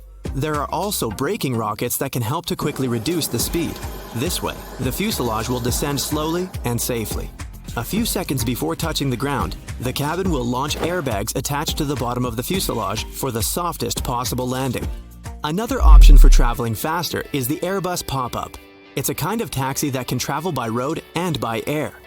In the future, you can simply order such a cab from your tablet, phone, or even smart glasses and wait for the vehicle to arrive. The car itself consists of a passenger pod half the size of a modern sedan. It can hold 2 people and has a futuristic design and interface. The second part is the ground module. It's the chassis and wheels for driving on conventional roads. You get into the pod, and after that, artificial intelligence does all the work for you. It steers the car safely and takes you to your destination. When you get out of the cab, the pod with the ground module is sent to the nearest charging station.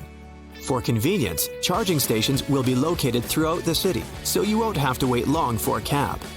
But if your destination is far away, a more interesting ride awaits you. Like in the first case, you get into a pod on wheels. The ground module takes you to the nearest takeoff site. There, the capsule gets attached to the air module. This thing looks like a giant drone. It hooks the passenger capsule and flies up, separating the pod from the ground module. Now, it's a flying cab. You can enjoy the beauty of the city from above. When you land on a special platform, the pod reconnects with the ground module, and you proceed to your destination, while the air module charges for the next trip. Rockets might be another revolution in long-distance travel. For now, we use them to fly into space, but in the future, they might completely replace airplanes. Let's say you're going from New York to Shanghai, which is on the other side of the planet. The launching pad of the rocket can be on the water, somewhere in Lower Bay. You board a ferry that will take you to the rocket. Once you reach it, you take your seat along with the other passengers. Countdown. Ignition. The rocket takes off and reaches space. It's now traveling at about 16,800 miles per hour. When in orbit, the launch vehicle undocks from the passenger rocket and heads back to the landing station. There, it will be refueled and prepared for the next launch. At this time, the rocket with the passengers will use its own engine to fly around Earth. It re-enters the atmosphere and lands on a platform on the water near Shanghai. This flight takes only 39 minutes compared to the 15 hours a conventional airplane needs. But there's a downside to such trips. A rocket makes a lot more noise, so landing platforms have to be far away from the cities. This will increase travel time. The other problem is G-force. Standing on the ground, you feel 1 G. When you take off in a normal airplane, you feel about 1.5 G. But when you travel by rocket, the G-force you'll experience will be twice as strong, and if it reaches 5 G, you'll pass out. Back to the ground. In 2010, the number of cars in the world exceeded 1 billion, and by 2030, this number is expected to double. So, we need to fight constant traffic jams on the roads. The elevated bus could be a great solution for that. This thing doesn't actually look like a bus. It's 2 lanes wide and can consist of several cars. Such a bus will be able to carry up to 1,200 passengers at maximum capacity, and it will run on regular roads. We'll need to equip the roads along its route with rails on both sides. The elevated bus itself will move at about 6.5 feet above the road. This is comparable to riding on the second floor of a London double-decker bus, and it won't interfere with traffic on the road. Regular cars will still be able to drive there. The elevated bus will be all electric and driven by autopilot. Its roof will have a large area entirely covered by solar panels. On cloudy days, it'll be powered directly from the rails. Passenger boarding will take place at special stations located above ground. For emergencies, there will be an inflatable ramp light in the middle of the bus. This way, passengers will be able to leave the bus safely. Some concepts of such a bus even suggest that the racks with the wheels should be able to rise, for example, to bypass an obstacle. If some car breaks down right in the way of the elevated bus, it'll lift one wheel rack, move forward, and lower the wheels back onto the rails. Then it'll do the same with the rear rack. This way, the bus will be able to move around the city at about 37 miles per hour. It's faster than driving in a traffic jam. Another option to avoid traffic is tunnels. You would be able to travel through them in your own car. A hypothetical tunnel system under large cities would have multiple entry points. You'd drive your car onto a special platform, and the platform would then be lowered down. It would accelerate in the tunnel to 124 miles per hour. You'd be able to get to the other end of the city in just a few minutes. The platform would then lift your car back to the surface, and you'd keep driving to your final destination. Tunnels can also be the future of traveling between cities. First, you'd have to arrive at some sort of a train station. There, you'd board a passenger pod. These pods would hold 4 to 6 passengers. Then it'd follow the tunnel, dock into a pod cluster, and connect with the transporter capsule. Special pumps would suck the air out of the tunnel, and the transporter capsule would move in an almost complete vacuum. Theoretically, this train would be able to reach speeds that are faster than those of commercial airplanes, and even faster than the speed of sound. So you could get from New York City to Los Angeles in 3.5 hours, compared to 6 hours by a conventional airplane. After reaching its destination, the transporter capsule would open, and the passenger pods would arrive at the station. In the future, these pods would be able to travel even on conventional roads. So you just need to order such a passenger pod to your home, just like a cab. This way, you'd have the opportunity to cross the United States from coast to coast without any transfers.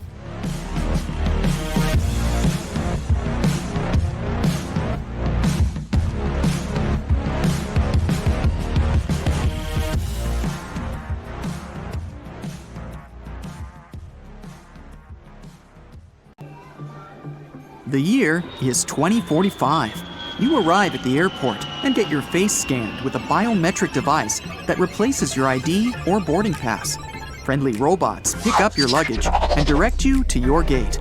You do some duty-free shopping in virtual reality and get in line to board the Flying V.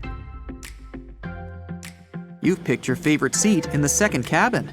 In there, you can choose between a staggered seat or a bed, even in economy class. You're walking past the group seat section, where friends and colleagues can spend time together face-to-face and discuss things. You're on a long-haul flight today, so you went for a bed to get all comfy on your way to your destination. With the Flying V, you can't choose to sit over or by the wing because all the passengers sit right in the wings of the plane. The cargo hold and fuel tanks are also in there. The plane looks like an arrowhead, with 2 wings stretching out behind the cockpit in a V shape. The oval cabin is pressurized and has an aerodynamic design. Everything inside the plane is made as light as possible. Thanks to it, it's more fuel efficient than other aircraft. The idea of this new revolutionary plane came to a student who was working on his thesis at Berlin's Technical University. It was further developed by the Delft Technical University in the Netherlands and supported by KLM Royal Dutch Airlines. They decided to make long-distance flights more sustainable. The Flying V shares many characteristics with the Airbus A350, the most advanced aircraft as of 2021. It can also seat 314 passengers and take up 1,700 square feet of cargo.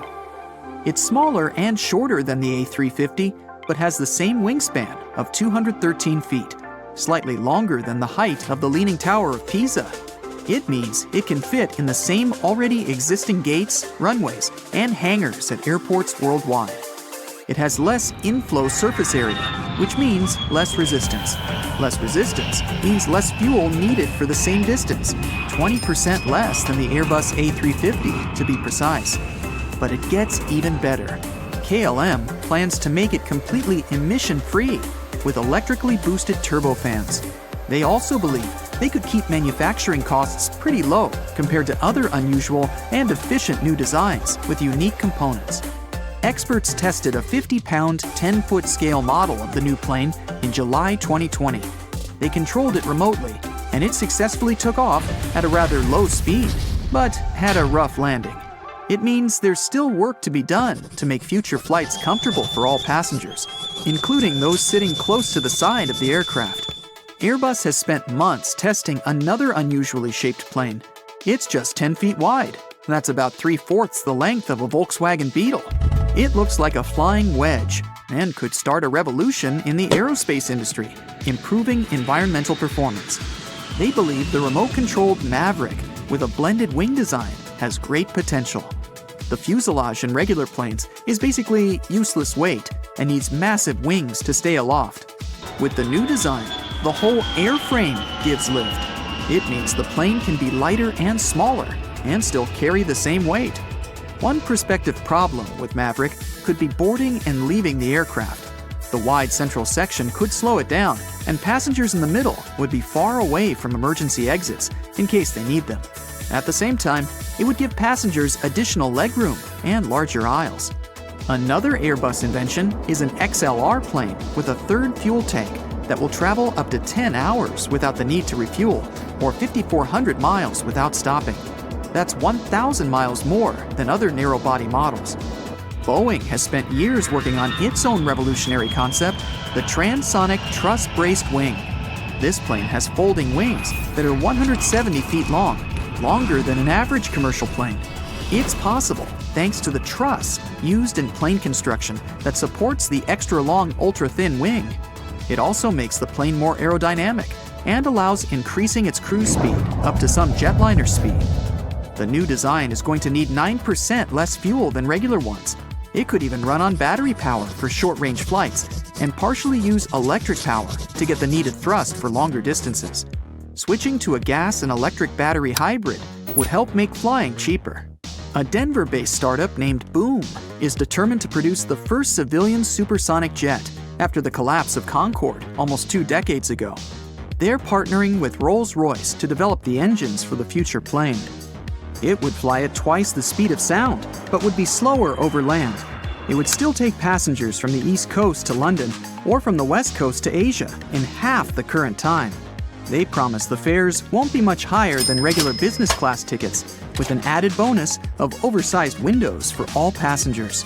Boeing designed the biggest twin jet in the world for long-distance international routes, the Boeing 777X.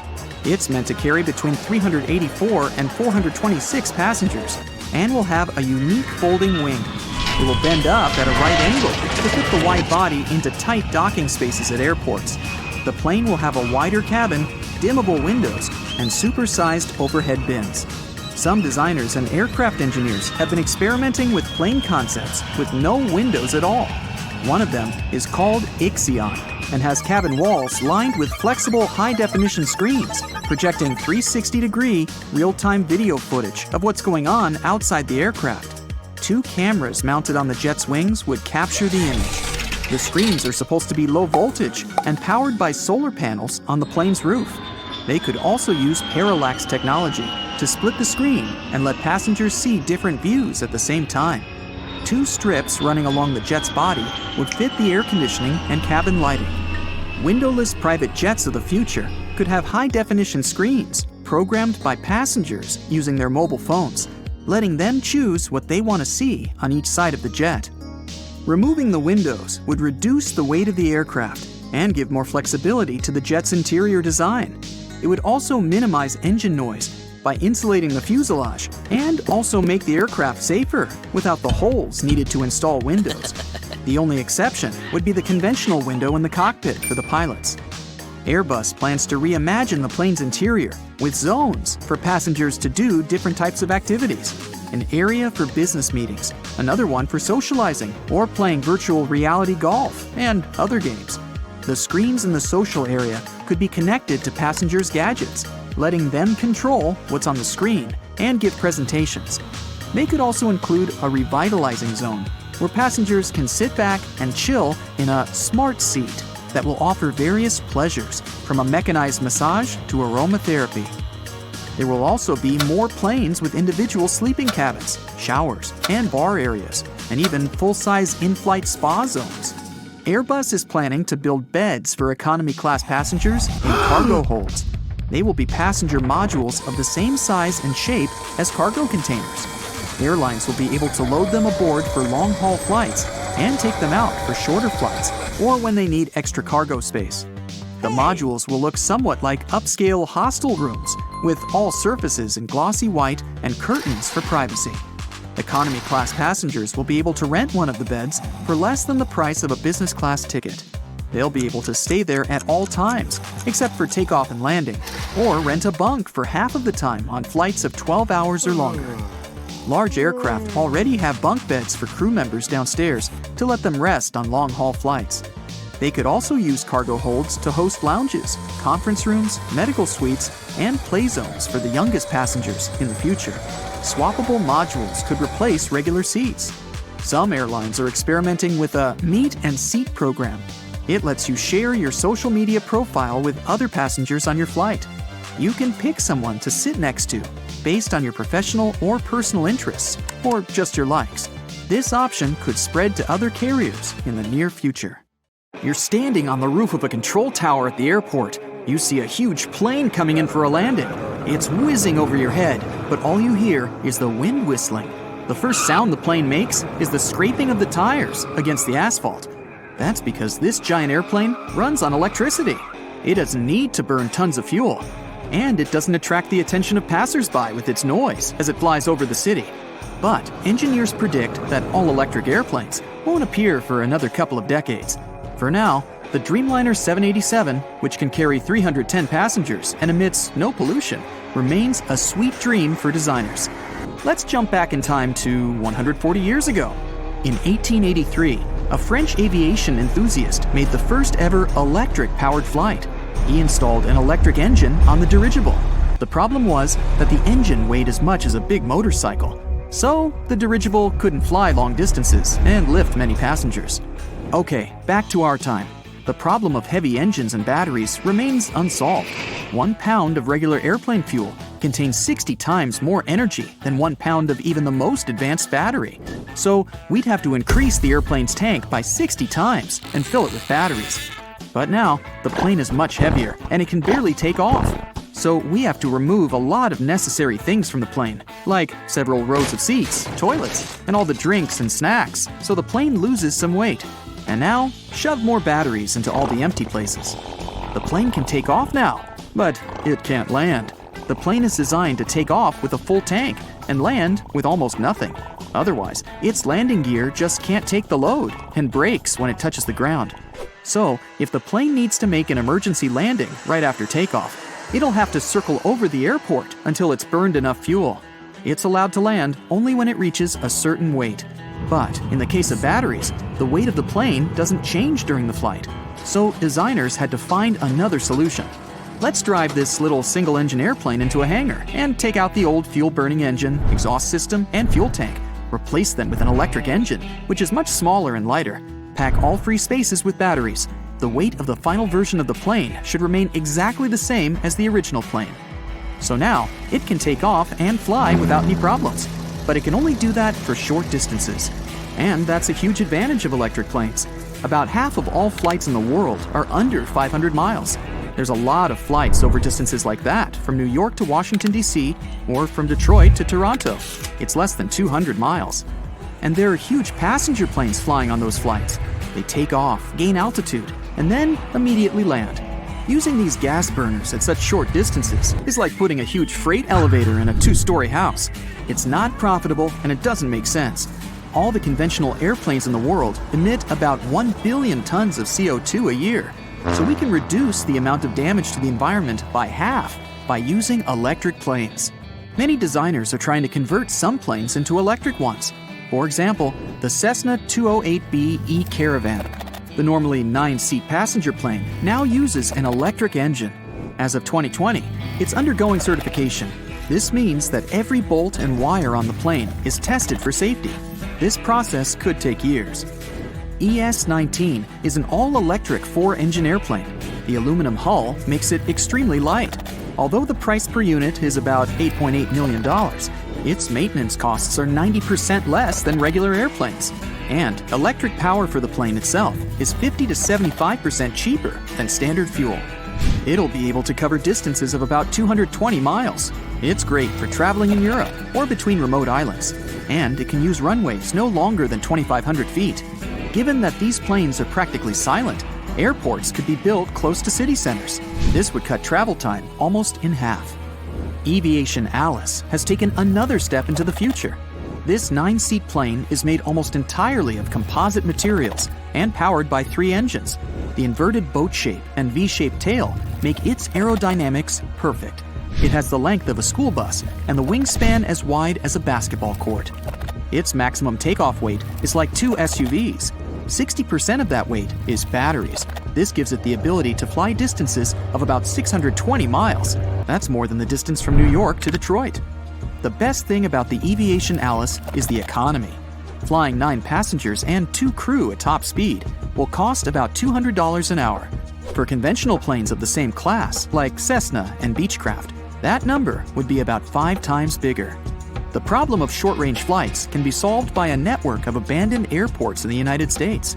There are about 2,000 of them and 5,000 public airports. Each of them can be equipped with a charging station, just like a gas station. A half hour at a charging station for Alice would be equal to 1 hour of flying in the air. So while passengers are getting off and on and their luggage is being loaded, the plane can build up enough energy to fly. So, small planes are good as an air taxi or private jet. But you need at least 20 Aviation Alice planes to replace a full-fledged Boeing 737 with 180 passengers. The price for one electric bird is $4 million. So that's $80 million versus $100 million for one Boeing. So the Alice wins again. Zunum Aero tried to build an electric plane that could carry 50 passengers. The company first went for a 12-seat ZA-10 airplane. It was a hybrid, powered by the combined work of traditional and electric engines. Engineers relied on evolving batteries and predicted that their plane would be able to travel 1,000 miles. So it could fly from LA to Seattle on a single charge. And it would only have to cost $500,000 more than Alice. The big 50-seat plane should have worked on the same principle. But the company lost funding before they could introduce the finished plane. Maybe we can create an all-electric plane that doesn't have any moving parts at all. It would use ionic wind. MIT engineers created a lightweight model of an airplane with a wingspan of about 16 feet and no engine.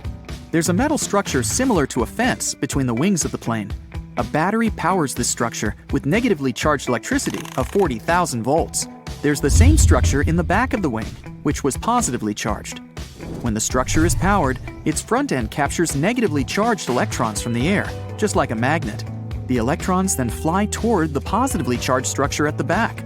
As the ions move, they collide with air molecules millions of times. This creates thrust, just like a regular airplane. And as it moves, it keeps charging the particles in the air and pushing them back. Engineers from MIT did about 10 test flights. Their plane was able to fly almost 200 feet on ion thrust. But their model airplane only weighed 5 pounds, and it flew without a pilot. The lightest manned airplane in the world, the BD-5J, weighs 7 times more, so it should have giant wings to fit this metal structure for ion thrust. And the voltage in that structure would have to be much higher to create enough thrust to let the plane take off. So this technology needs many years to develop and refine before it can be tested on real-scale airplanes.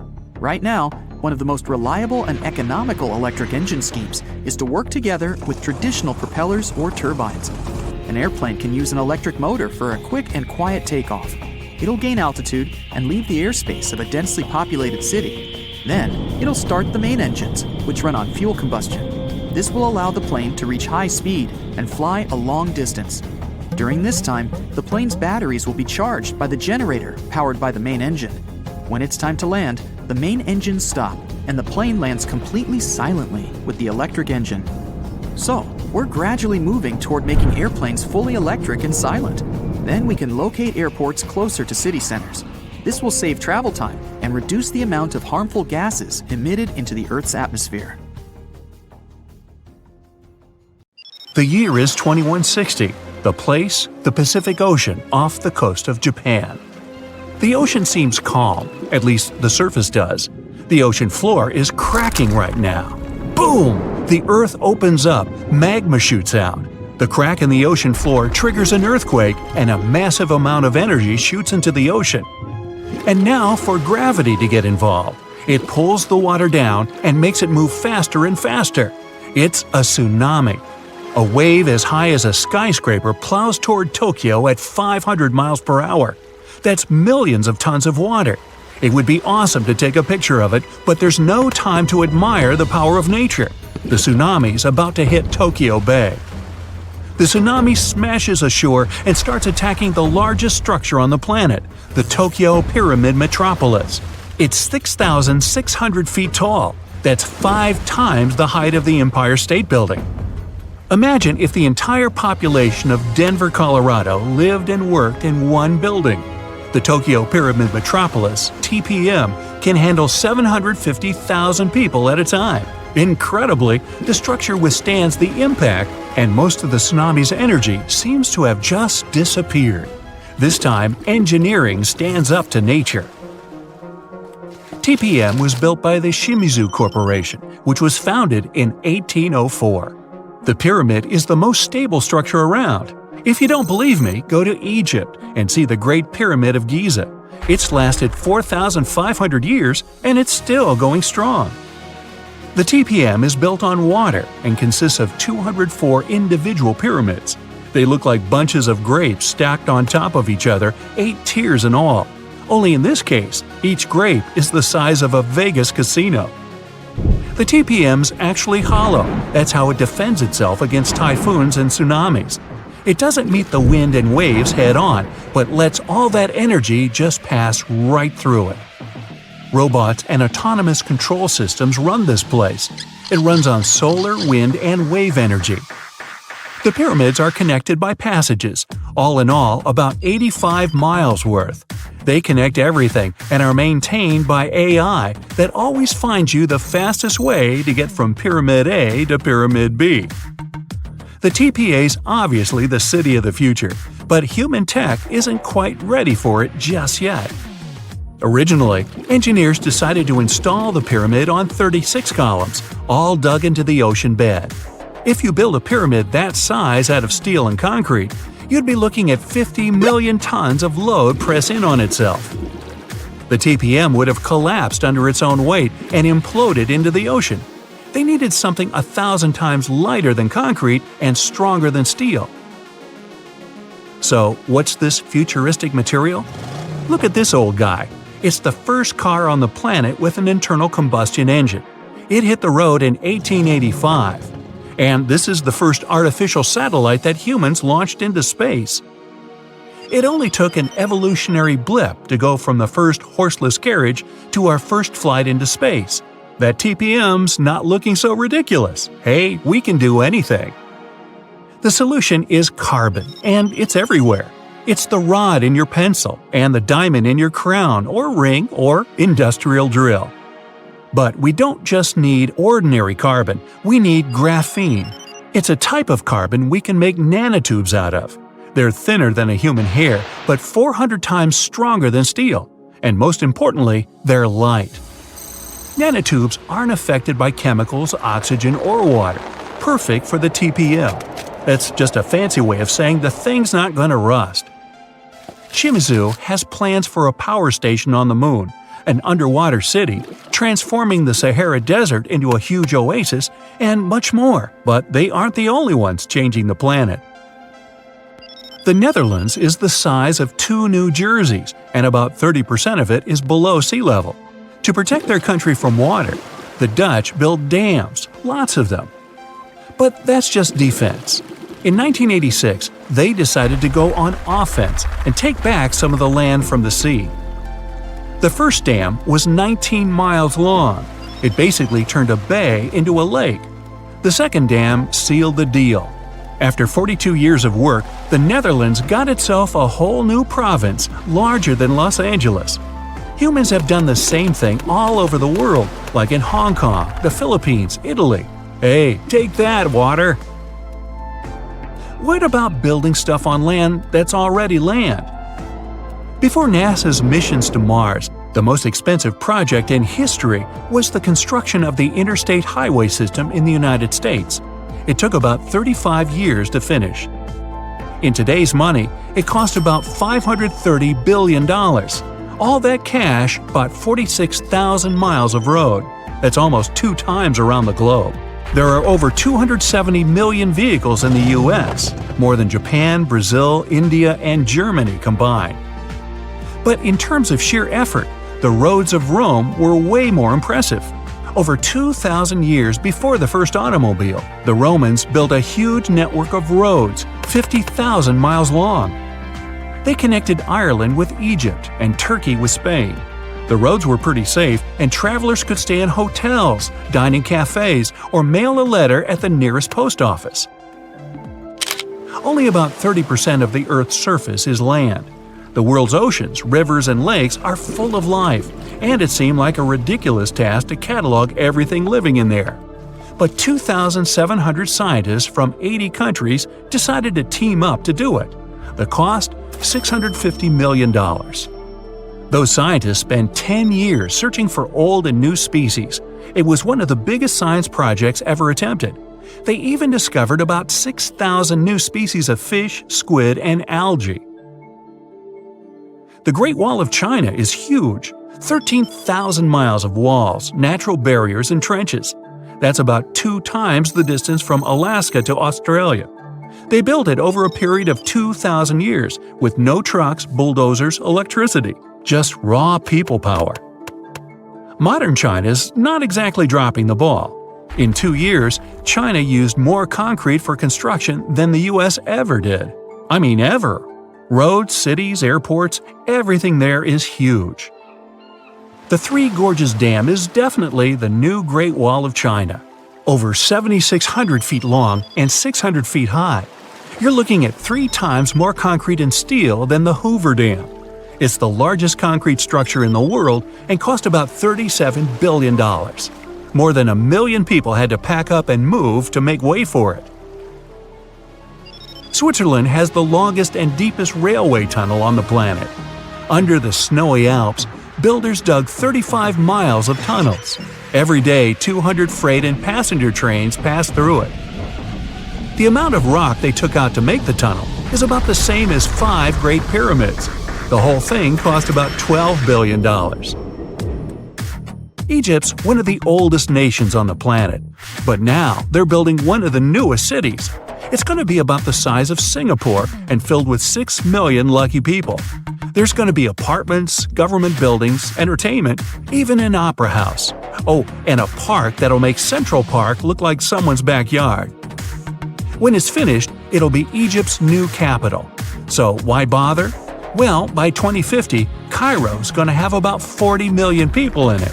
Looks like they'll need more than one new city. The first flights to the moon cost about $280 billion in today's money. But SpaceX isn't letting price get in its way. The company plans to build a colony on Mars with a population of 1 million by 2050. They claim that once the program starts, you'll be able to buy a ticket to Mars for as little as $100,000. But the biggest science project ever is definitely the International Space Station. It weighs as much as 2 Boeing 747s and zooms through space at the speed of 17,500 miles per hour. That pencils out to be 5 miles per second. The station orbits the Earth 16 times per day, and it doesn't come cheap. Luckily, a whole bunch of countries share the bill, but it's definitely the most expensive room service anywhere in the galaxy. It costs $10,000 to deliver a bottle of water from Earth to the space station. Hey, at that price, I think it's important to ask, sparkling or still? That's it for today. So hey, if you pacified your curiosity, then give the video a like and share it with your friends. Or if you want more, just click on these videos and stay on the bright side.